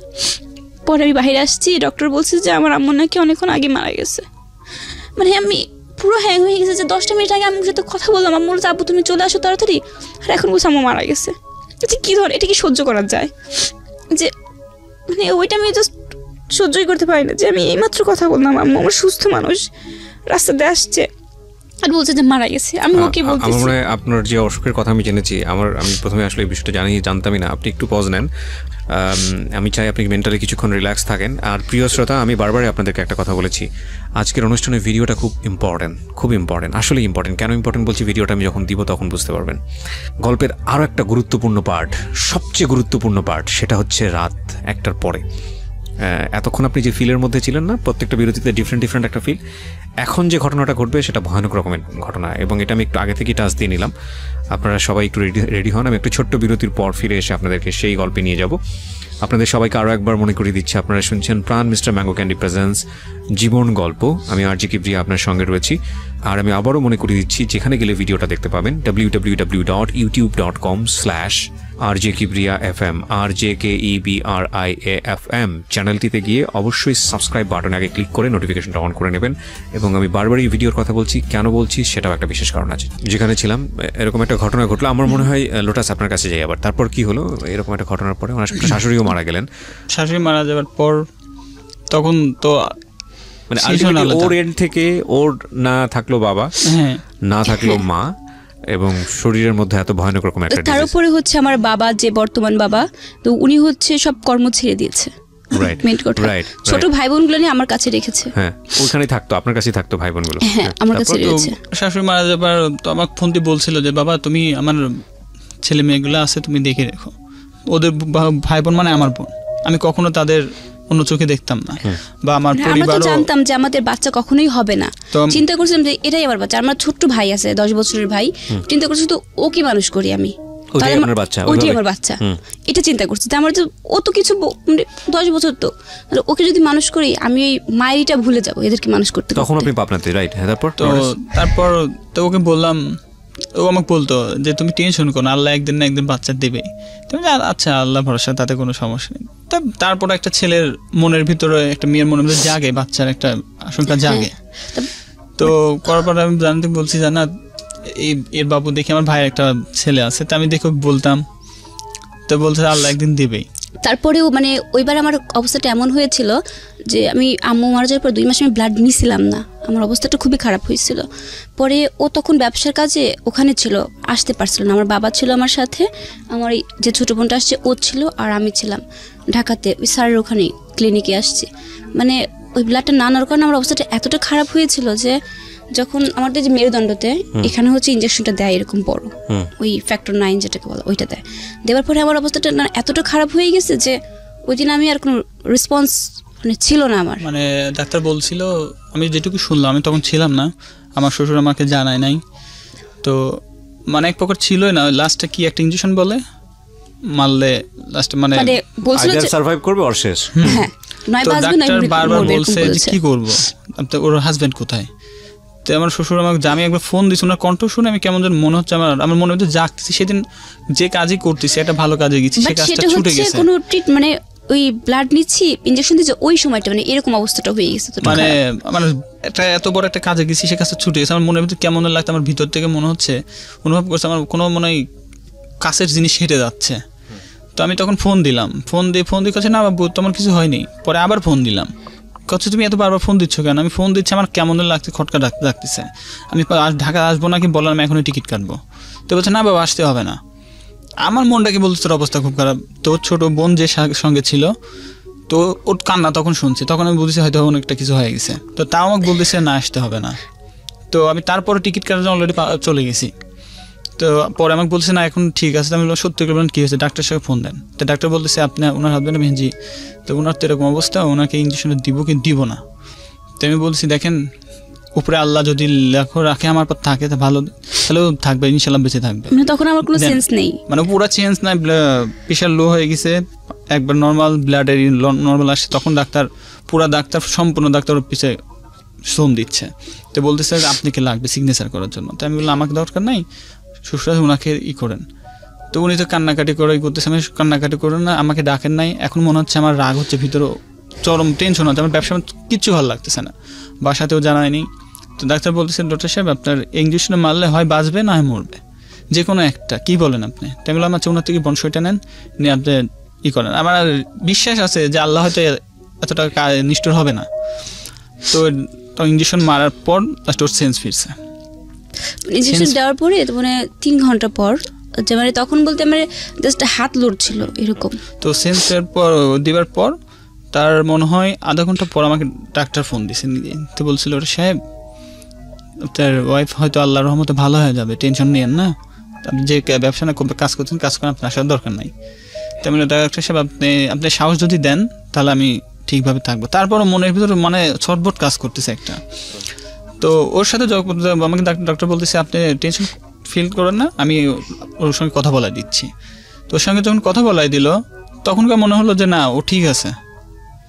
মানে এমন একটা পরিস্থিতির শিকার ভিতর পড়ছিলাম, মানে কাছে না থাকলে আসলে ওই জিনিসটা বোঝা যেত না। এটা আসলে যে যার জীবনে ঘটেছে সেই অনুভব করতে পারবে, তার বাইরে কেউ অনুভব করতে পারবে না। আমরা একটু সামনের দিকে আগাই। তারপর কি হলো? তারপর করার পর ও সুস্থ হয়ে পাবনাতে নিয়ে যাওয়ার পর তো ওই মুহূর্তে জানি না যে বাচ্চা আসলে ওই মুহূর্তে ডক্টর এটুকু বলছিল ওখানে ছিলাম, বাট আমার পেটের সঙ্গে সঙ্গে বাবু হলো থাকবে না। মানে কি আপনারা আগে জানতেন? তাহলে ঘটনাটা আমার বাচ্চা যে 3 মাসের পেটে ছিল, বাট এটা তো আমি জানতাম না। আমি তো লাভ সব সময় পারি, বাট ওই ইনজেকশনটা দিয়েছে তবুও কেউ জানি না যে পেটে বাচ্চা। কিন্তু ওই যে এখান থেকে চলে গেলাম না পাবনাতে যাবার পরে ওখানে গিয়ে দেখি যে পেটের মধ্যে না আমার কেমন একটা বল লাগে এরকম, আর মানে কেমন জানা লোকে বুঝতে পারি না। 3 মাস না জানার তো কোনো কারণ নেই, একটা সাইকেল তো আছে না। তাহলে মানে কিছুটাই মনে হয়নি ওর ভিতরে। ঠিক আছে, ও যখন একটা মেয়ের তো এমনিতে প্রতি মাসে যেটা থাকে, মিনিস্ট্রিয়াল যে সাইকেল, না আমার ওইটা হতো না, কারণ আমার যে ইনজেকশনটা দিত না ওইটা বন্ধ রাখার জন্য দিত। আমার 5 মাস দেখা যাচ্ছে যে 8 মাস এটা যাতে মেনস্ট্রাকশনটা না হয় একটু বন্ধ করে দিত ডক্টর। আচ্ছা আচ্ছা, যাতে ব্লাডের ক্ষতিটা না, ব্লাডটা যাতে না, কারণ আমার তো ব্লাড থাকে না, কারণে আপনি বুঝতে পারেন এই বিষয়টা আসলে কি হচ্ছে। তো তারপর জানলেন কিভাবে? তো ওর মাথা বলতেছে আমার মাথাটা ঘুরতেছে, পড়ে যাব। তো অটোমেটিক পড়ে গেছে। তো আমি সঙ্গে সঙ্গে মাথায় একটু পানি টানি দিয়ে মানে বাচ্চা বেরানোর পর মানে আমার গায়ে হিমোগ্লোবিনটা সব দিক থেকে কমে গেছে একদম। তো ডক্টর মানে আমার আত্মীয় আমি তাও বলি নাই কাউকে যে আমি কনসেপ্ট করছি, তো আমি শিওর ছিলাম না। তো আমি ওরা কেউ বিশ্বাস করে না। আমার শাশুড়ি আমার তো বলতো যে ভাওতামা করে, আশপাশের লোকজন বলতো কি এর সব অভিনয়, এগুলো কিছুই না, সেটা পেটে বাচ্চা না, এরকম কথা। পরে আমি বাসাতে বেবি স্টিক নিয়ে টেস্ট করেছি, দেখেছি যে না আমি কনসেপ্ট করেছি, পজিটিভ। ইয়েস। তখন আমার 3 মাস। এটা কি ইনজেকশনটা দেওয়ার আগে না পরে? না, এটা ইনজেকশন পরে। না মানে বাচ্চা থাকা অবস্থায় ইনজেকশনটা দিয়েছে। আচ্ছা, কিন্তু তখন তো পরেও নি কিছু, বাচ্চাটা পেটে ছিল। তখন কি জানতেন আপনারা? না, তখন জানতাম না, কেউই জানতাম না। মানে ডাক্তার নিজেও জানে না, ডাক্তার তো শিওর জানে যে মানে ব্লাড যখনই দিবা হবে সঙ্গে সঙ্গে বাচ্চা নষ্ট হয়ে যাবে। সেটা তো অন্য হিসাব, কিন্তু ডাক্তার তো জানার উচিত যে ডাক্তার বাচ্চা আছে পেটে। কল্পনা করতে পারেন উনি, মানে যখন ওকে আমি ঢাকা আবার পরবর্তী যখন পাঠাইছি যে তুমি ঢাকা এখনই যাও, ইমিডিয়েটলি যাও। তো আমার মানে যখনই শুনছি যে এই অবস্থা, আমার তখন মানে শুনলেন কার কাছ থেকে বাচ্চার ব্যাপারে? ওই তখন বলতেছে যে আপনি স্টিক দেখে বলছেন পজিটিভ, এটা পজিটিভ। তারপরে কনফার্ম করার জন্য গাইনি ডক্টরের পরামর্শ নিয়ে তো দেখার পর আমার করে ছাড়া কনফার্ম করা যায় না। তো আমি শোনার পর মানে আমার ভিতরে এতটা আনন্দ লাগতেছে, এত নীল লাগতেছে, বাসাকে তাও কাউকে বলি নাই। কিন্তু আল্লাহ কি করে, এই কথাটা শোনার পর আমার আত্মীয়স্বজন, যেটা আমি আত্মীয়স্বজনের জায়গাটায় যেতেই চাচ্ছি না, আমি আপনাদের ফাইটটাই রাখতে চাই। একটা যেটা হচ্ছে যে এটা কি আসলো মানে পজিটিভ আসলো, মানে ইনজেকশনটা দেওয়ার পরেও সেটা ঠিক ছিল। মানে আমি নিজেই মানে আশ্চর্য যে আল্লাহ কি করলো, আল্লাহর কি খেলা এটা।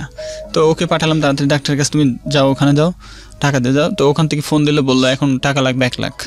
আমি ওখান থেকে টাকা পাঠালাম, পরে ও এসে সম্পূর্ণ বিষয়টাও জানে। তুমি বলো। হ্যাঁ, কি হলো তারপরে হচ্ছে ওখান থেকে আমার ডক্টর বলেছিল যে আমি যখন হচ্ছে 6 মাস মানে বাচ্চা পেটে থাকা অবস্থায়, যে 6 মাস যখন হবে তখন হচ্ছে পেটে থাকা অবস্থায় যদি ইনজেকশনটা নেই, তাহলে ডক্টর বলেছিল যে যাতে বাচ্চারই রোগটা না হয়, মানে এটা যদি নিলে পারে হয়তো না হতে পারে, মানে এই রোগটা যাতে বাচ্চার ভিতরে না আসে সেজন্য এই ফ্যাক্টর 9টা নিতে বলেছিল। এটা 5টা ইনজেকশন। হ্যাঁ, তখন হচ্ছে আমি নিয়েছি, যেন আশাছিলাম হয়তো বা হবে না। তো ডক্টর বলেছে একটা কথা, যে মেয়ে যদি হতো তাহলে সেক্ষেত্রে মেয়ের কোনো সমস্যা হতো না। আচ্ছা, যদি ছেলে হয় তাহলে হতে পারে, ছেলে হলেও হতে পারে, ডক্টর তাই বলেছিল। তবে সেক্ষেত্রে 5টা ইনজেকশন নিলাম। এখানে একটা জিনিস খেয়াল রাখবেন প্রিয় শ্রোতা, প্রথমে ডক্টর বলেছিল যে না বাচ্চা হওয়ার কোনো পসিবিলিটি নাই, বাট এখানে একটা কথা আছে, ডক্টরাল সায়েন্সে ফিক্সড বলে কোনো কিছু নাই, এনিথিং ক্যান হ্যাপেন, এটা আমি বিলিভ করি, কজ সৃষ্টিকর্তা সব কিছু পারেন। হ্যাঁ, বলেন তারপর। তখন হচ্ছে আমি ইনজেকশনটা নিলাম, কিন্তু ইনজেকশনটা দিতে হচ্ছে পিছন মেরুদণ্ডের মধ্যে, বন্যেরুতে। হ্যাঁ, ইয়েস। তখন ওখানে নিত, কিন্তু মানে একদিকে পেটে বাচ্চাটা, একদিকে ওটা নিতে কতটা কষ্ট হয়, মানে এটা শুধু যে নেই সেই বলছে। যাই হোক, মানে কতটা যে কষ্ট, মানে একদিকে মনে হচ্ছিল যে আমার জানটা মনে হয় এখন বের হয়ে যাবে, আর একদিকে মনে হচ্ছিল আল্লাহ মানে বাচ্চাটা যদি কিছু হয়ে যায় তখন মানে হয়তো আমি বাঁচবো কিনা জানি না, কিন্তু ও বেঁচে থাকে এরকম মনে হতো। কিন্তু আর একদিকে মনে হতো যে যদি রোগ হয় বাচ্চা তখন কি করব আমি, এরকম চিন্তাধারা সবকিছু ছিল। হ্যাঁ, ইনজেকশনটা নিলাম, নেওয়ার পরে কিছুদিন ওখানে হসপিটালে ছিলাম আর কি, একটু অসুস্থ ছিলাম তো তাই প্রতিদিন ট্রিটমেন্ট করতাম। তারপরে বাসাতে চলে গেলাম, পাবনাতে চলে গেছি। করতে করতে 7 মাস 8 মাস এভাবে আস্তে আস্তে বেড়ে ওঠে আর কি। তখন কিন্তু 8 মাস যখন হলো না, তখন পেটে বাচ্চা থাকা অবস্থা আমার মুখ দিয়ে ব্লাড চলে আসছে। আচ্ছা, মুখ দিয়ে আবার আগের মতো, মানে অতটা না। এটা কি শুধু ফ্যাক্টর 9ই বলতো নাকি রোগের নামটা পাওয়া গেল ততদিনে? হ্যাঁ, ততদিন রোগের নামটা পাওয়া গেছে, ক্রিসমাস ডিজিজ। হ্যাঁ, এটা রোগের নাম, ডক্টর বলেছে ক্রিসমাস ডিজিজ। এটা রেশিওটা কেমন, মানে কতজন লোকের মধ্যে এটা হয়, কি রকম? এটা সাধারণত মেয়েদের ক্ষেত্রে খুবই কম। আচ্ছা, বাংলাদেশে সম্ভবত 4 থেকে 5 জন ডক্টর বলেছে এরকম পাওয়া গেছে মেয়েদেরকে, ছেলেদের পাওয়া যায়। বাট ক্রিসমাস ডিজিজ কেন নাম, এটা ক্রিসমাস কেন নাম সেটা জিজ্ঞেস করেননি আপনারা? এটা জিজ্ঞেস করেন, মানে সার্চ করে বলতে আমি ডক্টর বললাম স্যার এটা কি নাম, বলছে এই অসুখটার নাম এটা বলেছে যে মানে এই রোগটার মানে শুধুমাত্র বইতে পাওয়া গেছে, মানে কিন্তু এটার কোনো সলিউশন দিতে পারেনি। আচ্ছা, ঠিক আছে, ওনারা যেটা শুনেছেন সেটাই বলেছেন, আমি নিজেও স্টাডি করে নিই বিষয়টার উপরে। যাই হোক, হ্যাঁ বলেন। তারপরে আমি চলে আসবে এরকম করতে করতে দেখা যাচ্ছে যে চলে আসছে 8 মাস, তখন মুখ দিয়ে ব্লাডটা চলে আসছে। তখন মানে একদিকে পেটের ব্যথা 8 মাসেই, তখনই আমার কয়েকদিন চলে গেল, কিন্তু একদিকে পানি শূন্যতা আমার শরীরে চলে আসছে অনেকটা। পরে সিজারিয়ান সময় তখন পাবনাতে মানে 5 থেকে 6-7টা ডাক্তারের পায়ে ধরছি আমি সিজার করানোর জন্য, কেউ আমার রিস্ক নেয়নি ওখানে।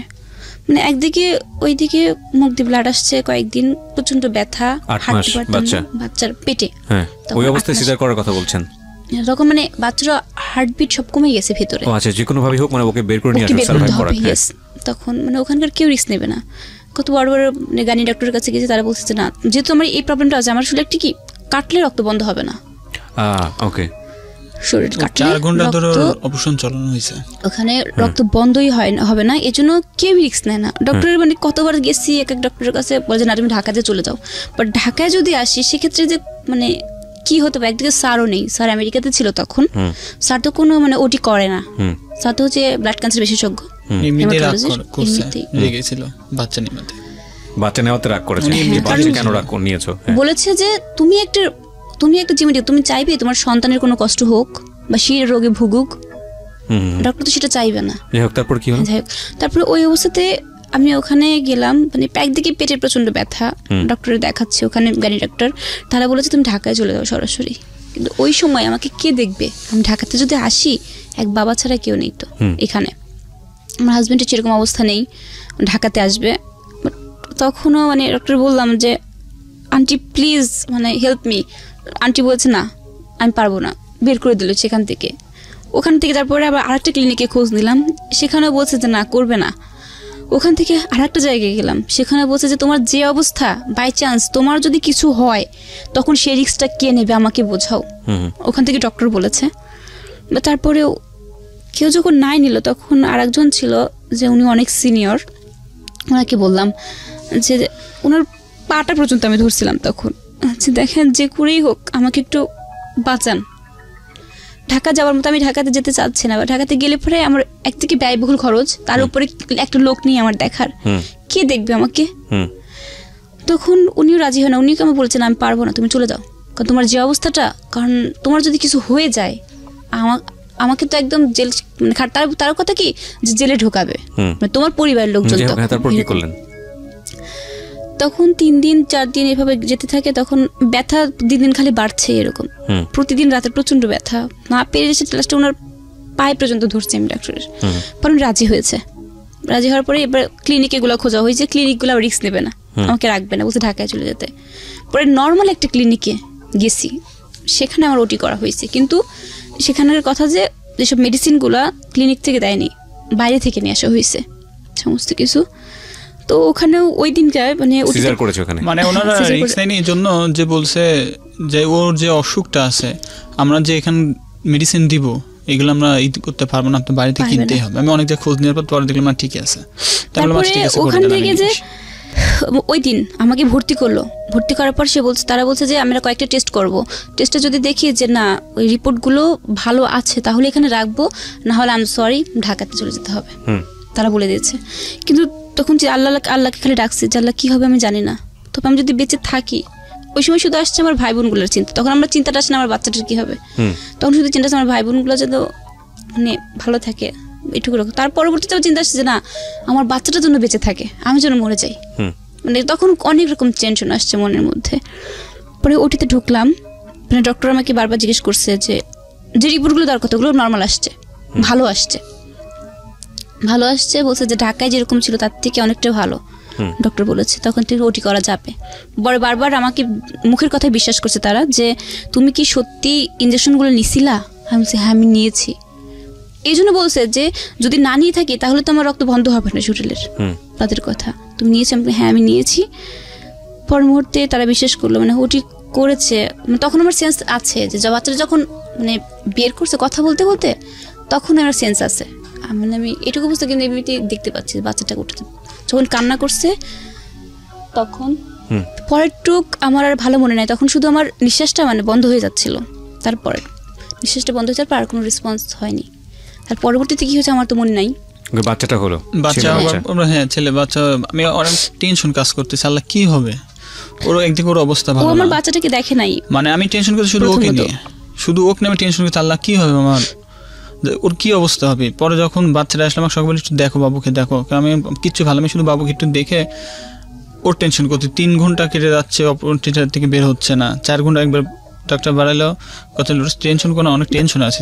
মানে প্রথমে একটা বলছিল নাকি তা ওদেরকে যে আল্লাহকে ডাকো, ডেথ জোন অ্যাকচুয়ালি, হ্যাঁ মানে আমার তখন কিচ্ছু কাজ করে না, সবাই কান্নাকাটি করতেছে, ওর আন্টি টান্টি সবাই আসছে, সবাই কান্নাকাটি করতেছে। যখন ডাক্তারের সেই কথা বলে হয়ে গেল, তখন আমার তো আর মানে কিছু আর নাই, সবাই আমার বসায় রাখতে করতে, টেনশন করিস না, আল্লাহ ভরসা, আল্লাহর কাছে যে নামাজ পড়লাম, আল্লাহকে দোয়া করছি, আল্লাহ ওকে বাঁচাই দাও, আল্লাহ যেমনি করে কী করো করতে করতে 4 ঘন্টা তখন কেটে গেল। তখন আমি থিয়েটারে লক করলাম, তখন ম্যাডাম বলতেছিল ওটা টেনশন মুক্ত থাকো, বিপদ থেকে আছে।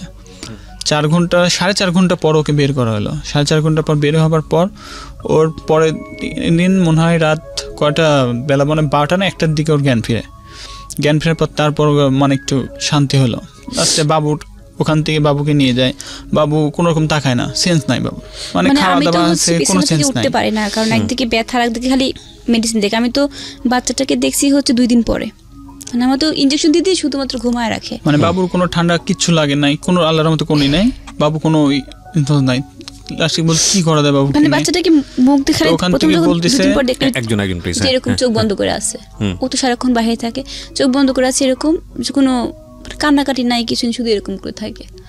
তো খালামানি বলছিল যে ওর আসলে এরকম করে কেন থাকে, ঠান্ডা থাক না থাকে, একটা পর ডক্টরকে দেখালে পরে মানে ভালো হয়, বিশেষ জন্মের পর তো ডক্টর দেখাতে হয়, সেটা পাবনাতে। ওখানে যখন দেখালাম তখন ওখান থেকে বললো যে ওর চোখ দেখলো, চোখ দেখার পর বলছে ওর আম্মুর কি ডায়াবেটিস আছে, তো বললো যে হ্যাঁ আছে। বললো কোনো কি ইন্স্যুরেন্স নিয়েছিলাম, হ্যাঁ নিয়েছিলাম, মানে আমি তো না, আমি ফোনে কথা বলছিলাম তখন। এরপরে আমার খালামণি বলছিল ওর আম্মুর ব্লাডের প্রবলেম আছে। এই কথা বলার পরে তখন বাচ্চাটা মানে তখন বলছে ডায়াবেটিস চেক করে নিয়ে আসেন। পরে দেখা যায় 1 পয়েন্ট সেখানে, কারণ 1 পয়েন্ট থাকলে তো মানে একদম শেষ, বাঁচানোটা সম্ভব না বাচ্চাটাকে, এরকম অবস্থা নীল। তখন ডক্টর বাচ্চাটাকে করলে, বাচ্চা এমনিতে সুস্থ কিন্তু ডায়াবেটিস নীল থাকার কারণে সদরে ভর্তি করলো।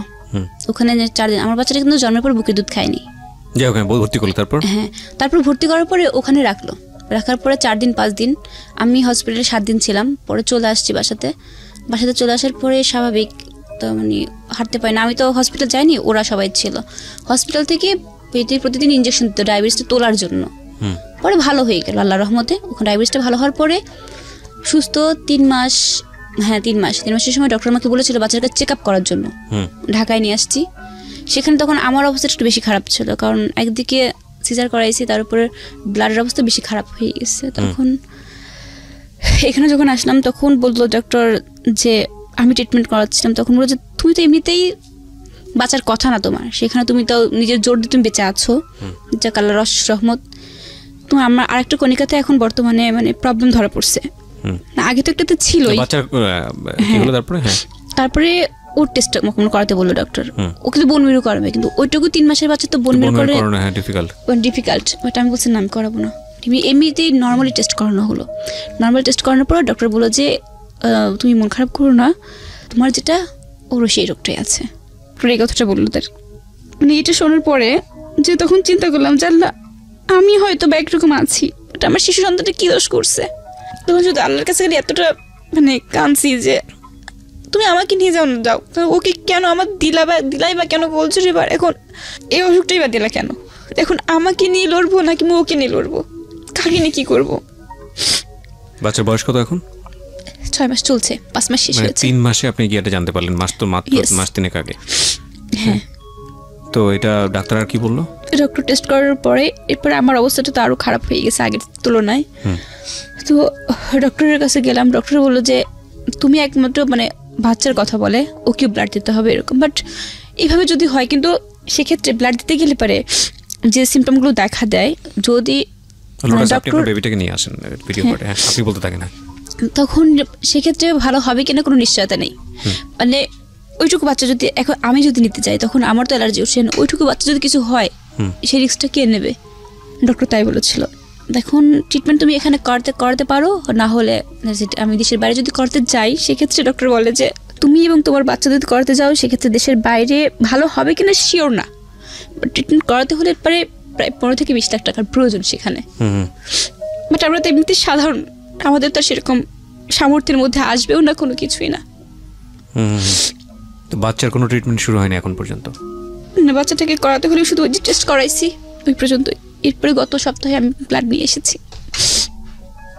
আপনার ব্লাড প্রতি সপ্তাহে নিতে হয়? 15 এখন মানে যে ইনজেকশনটা ফ্যাক্টর 9। আপনি সামনে দিয়ে আসেন, লোটার সামনে দিয়ে আসেন। নাও আমি যেটা আপনাদেরকে বলছিলাম অনেকক্ষণ ধরে, দিস ইজ ভেরি ইনহিউম্যানিটিক আমার জন্য বেশি, মানে খুব কষ্টকর, কারণ আমি নিজেও, আমার বাচ্চার বয়স মাত্র 18 মাস, I can feel it. So Allah মাফ করুক, প্রথম সাহায্য চাই আল্লাহর কাছে সবসময়, যে আমরা তো কিছুই করতে পারি না, মানুষ কিছুই না, আল্লাহ যদি চান সব কিছু সম্ভব। ডাক্তার বলেছিল বাচ্চা হবে না, বাচ্চা এসছে দুনিয়াতে, এমন হতে পারে আল্লাহ হয়তো এর মধ্য দিয়ে এই পরিবারের মুখ উজ্জ্বল করবেন। তো আমি ভিডিওটা দিয়ে দিচ্ছি এখন আমার ইউটিউব পেজে, আপনারা আসেন একটু দেখেন, দেখাটা খুব জরুরি। আর আমার তো কিছু বলার থাকবে নিশ্চয়ই, সেটাও আমি বলবো। তো ভিডিওটা দেখার জন্য আমি বলবো আমার পেজটাতে আসার, হ্যাঁ ইউটিউবের পেজটাতে আসার জন্য www.youtube.com/RJKEBRIAFM RJKEBRIAFM। আমরা পুরো অনুষ্ঠানের একটা সাম আপ নিয়ে ওখানে ভিডিওটা করেছি, বাচ্চাটা নিয়ে আসা সহ। ও কি ঘুমাচ্ছে এখন? ঘুমাচ্ছে না, একটু আগে ঘুমিয়ে গিয়েছিল। আপনি একটু ওকে কোলে নিতে পারবেন? তাহলে একটু আমাদের দর্শক মার কোলে দেন একটু আহারে। একটা অদ্ভুত বিষয় খেয়াল করেছি আমরা, এখানে 3 ঘন্টা যাবত আছে, ও কিন্তু কোনো প্রকার কান্নাকাটি কিচ্ছু করে না, ভেরি সুইট মাশাআল্লাহ। এই যে মাম্মাম তাকাও, ও লাইটের সমস্যা হচ্ছে, ও লাইটের সমস্যা হচ্ছে। আমি একটু জুম করতে চাই ক্যামেরাতে। ওকে, এই যে এই যে হ্যাঁ, আপনারা বাচ্চাটাকে দেখতে পাচ্ছেন ভিডিওতে। ওর নাম কি রেখেছেন? তাফসির আহনাফ। তাফসির আহনাফ, খুব সুইট মাশাআল্লাহ। হ্যাঁ, এটা আর অন্য কোথাও কি টেস্ট করিয়েছেন নাকি এক ডাক্তারের কাছ থেকেই আপনার রেজাল্ট নিয়েছেন? এখান থেকে, মানে বাংলাদেশের ভিতরে ওনার উপরে কোনো ডাক্তার নাই। আমি তো মানে বাংলাদেশে এমন কোনো জায়গা নাই যে আমি নিজের জন্য চাইনি। অন্য কোনো ধরনের কোনো সিম্পটম দেখা যায়? মানে ওর মার যে যেরকম সিম্পটম আসে, ওর কি এখন ওটাও ঠিক পাওয়া যাবে না তো? এখন ঠিক পাওয়া, ডাক্তার কবে বলেছে যে কবে নাগাদ সিম্পটম টের পাওয়া যেতে পারে? বলেছে যে এটা মানে বড় হতে হতে বুঝতে পারবে, ওর গিরায় গিরায় ফুলে ফুলে উঠবে, ব্যথা হবে এরকম। বাট আমি যে দেশের বাইরে যখন ট্রিটমেন্ট করাবো সেরকম সেই সামর্থ্য ডেফিনেটলি আপনাদের নাই, আপনারা সে কারণে আজকের এই অনুষ্ঠানে আসছেন, আমি তো সেটা জানি। প্রিয় শ্রোতা, এখন হচ্ছে আসলে নতুন করে কোনো কিছু বলার নেই, এখন পুরোটাই আপনাদের হাতে। 20 লক্ষ টাকা কোনো ব্যাপারই না আমাদের এই অনুষ্ঠানের শ্রোতা যারা আছেন তাদের জন্য। তবে সবার আগে যেটা চাই সেটা হচ্ছে দোয়া। অফকোর্স এদের জন্য মন প্রাণ উজাড় করে আপনারা দোয়া করবেন এই ফ্যামিলিটার জন্য, কারণ এটাই হচ্ছে সবচেয়ে বড় সাহায্য, এক। আর 2 নম্বর হচ্ছে যে এই বাচ্চাটার সাহায্যের জন্য, ও আমার দিকে তাকিয়ে আছে কি সুন্দর, হ্যালো বাবা। এই বাচ্চাটার হেল্পের জন্যে, এই বাচ্চাটার একেবারে নিষ্পাপ, ওকে হেল্প করা আমাদের অন্তর থেকে দায়িত্ব। 2টো নাম্বার আমি বলে দেবো, ওনাদেরই নাম্বার, ওনারাই বলবেন আজকে। এটা এই 2টো নাম্বারে আসলে যে পরিমাণ অর্থ সাহায্য আসবে সেটা দিয়ে এনাফ না, আপনারা বরং ওদের সাথে কমিউনিকেট করুন, যোগাযোগ করুন, হেল্প করুন, যেভাবে হোক, ওনাদের ব্যাঙ্ক অ্যাকাউন্টে হোক বা যে রাস্তাতেই হোক না কেন, আপনারা ওনাদেরকে হেল্প করেন। এটা আপনার প্রতি আমার জায়গা থেকে বিনীত অনুরোধ থাকবে। এবং যেহেতু রমজান মাস চলছে, আমি জানি অনেকেই জাকাত দেবেন, এমনও হতে পারে আপনার জাকাতের কিছু পয়সা ওদেরকে দিলে ওরা হয়তো খুব ভালোভাবে সার্ভাইভ করতে পারবে। আপনি একটা জিনিস চিন্তা করে দেখেন, এই জান্নাত এর ওপরে এর ছোটো ভাই বোনেরা নির্ভরশীল, এবং ওর মা বেঁচে নেই, ওর বাবা কিন্তু সৎ বাবা। আমি তার প্রতি আমি রেসপেক্ট রেখে কথাটা বলতে চাচ্ছি, জাস্ট আপনাদেরকে ধারণা দেওয়ার জন্য। ও হাজব্যান্ডের সঙ্গে আছে, এবং luckily she got a very beautiful husband, আলহামদুলিল্লাহ। এবং ওর ঘর আলো করে এই বাচ্চাটা এসছে, আহনাফ ওর কোল জুড়ে থাকুক, এবং আমাদের কিছুটা সাহায্য শুধু ওর পেছনে আমরা একটু ব্যয় করি, ও দাঁড়িয়ে যাক, ও বেঁচে থাকুক, ওর বাচ্চাটার জন্য বেঁচে থাকুক, ওর বাচ্চাটার জন্য খুব জরুরি। কারণ এই বাচ্চাটার ভবিষ্যৎ কি হতে পারে, নেগেটিভ কোনো কিছু চিন্তা করতে চাই না, বাট আল্লাহ না করুক, আপনারা বুঝতেই পারছেন এই গল্পটা শুনে। প্লিজ হেল্প দেম, আপনারা সবাই হেল্প করেন। আমরা দুজনের কাছ থেকেই একটু নাম্বারটা শুনি, যে 2টো নাম্বার, বিকাশ নাম্বার, আপনারা বোধহয় অনুষ্ঠানের জন্যই রেজিস্ট্রেশন করেছেন না? আমি বলেছিলাম আপনাদের অনুষ্ঠান আসার জন্য। ওই 2টো নাম্বার একটু বলেন। এই 2টো নাম্বার কি আপনাদের পার্সোনাল নাম্বার? প্রথমটা হচ্ছে 01747567319। আচ্ছা আচ্ছা, আবারও বলি, বলেন। 01747567319। 01747567319। ওকে, এটা হচ্ছে একটা নাম্বার। আরেকটা 01761 01761 66 86 61 আবার বলেন। 01761 66 8661। এই 2টো নাম্বারে আপনারা বিকাশ করতে পারবেন, এবং ওনাদের সঙ্গে আপনারা যোগাযোগ করে অর্থ সাহায্য কীভাবে পাঠাতে পারেন, ওনাদের ব্যাঙ্ক অ্যাকাউন্ট হোক বা অন্য কোনো নাম্বার হোক, সেখানে আপনারা ওনাদের সাথে কথা বলবেন, কথা বলে আপনারা সেভাবে একটা ব্যবস্থা করবেন। আমি চাই দেশের বাইরে থেকে যারা আমাদের এই অনুষ্ঠানটা শুনছেন, আপনাদের জায়গা থেকে একটা বড় ধরনের হেল্প এই কাপলদের জন্য আসুক, বিনীতভাবে অনুরোধ করছি। আর আমার এই যে ভিডিওটার কথা আমি বারবার বলছিলাম, ইউটিউবে একটা ভালো অর্থ আসে, ডেফিনেটলি আসে। সেটা শুধুমাত্র ভিউয়ের উপর নির্ভর করে, সাবস্ক্রাইবের ওপরও না, অন্য কোনো কিছুর ওপরও না। এই ভিডিওটা, যে ভিডিওটা আমি পাবলিশ করলাম, যারা সাহায্য করতে পারবেন না ওদেরকে অর্থনৈতিকভাবে, বা যারা করবেন না তাদের সবাইকে আমি বলবো এই ভিডিওটা শুধু ভিউ করেন, আপনি দেখেন শুধু। যত বেশি ভিউ হবে তত বেশি অর্থ সাহায্য এখান থেকে সম্ভব, এবং এখান থেকে যতটুকু অর্থ আসবে এই ভিডিওটা থেকে, এটা যদি 10 টাকাও হয়, 5 টাকাও হয়, 100 টাকাও হয়, 10,000 হোক, 20,000 হোক, কিংবা 1 লাখ হোক, যাই হোক না কেন, আমি আমার RG কিবরিয়া পেজে পাবলিশ করে দেবো, এবং একই সাথে এদেরকে নিয়ে কতটুকু সাহায্য আপনারা করলেন, যাই করেন না কেন, এটার একটা আপডেট ভিডিও আমি দিয়ে দিব। আপনারা সাহায্য করুন, এবং আমরা চাই এরা একটা পথ খুঁজে পাক। বিশেষ করে এই বাচ্চাটাকে দেখলে আসলে আমার যেটা মানে মনে চাচ্ছে, আমার মনে হয় সবারই দেখা উচিত। আপনারা আসেন, এই ভিডিওটা আপনারা একটু দেখেন। Thank you. আমি অনেক আশাবাদী মানুষ, তাওয়াক্কাল তু আলাল্লাহ। আমি বিশ্বাস করি আপনাদের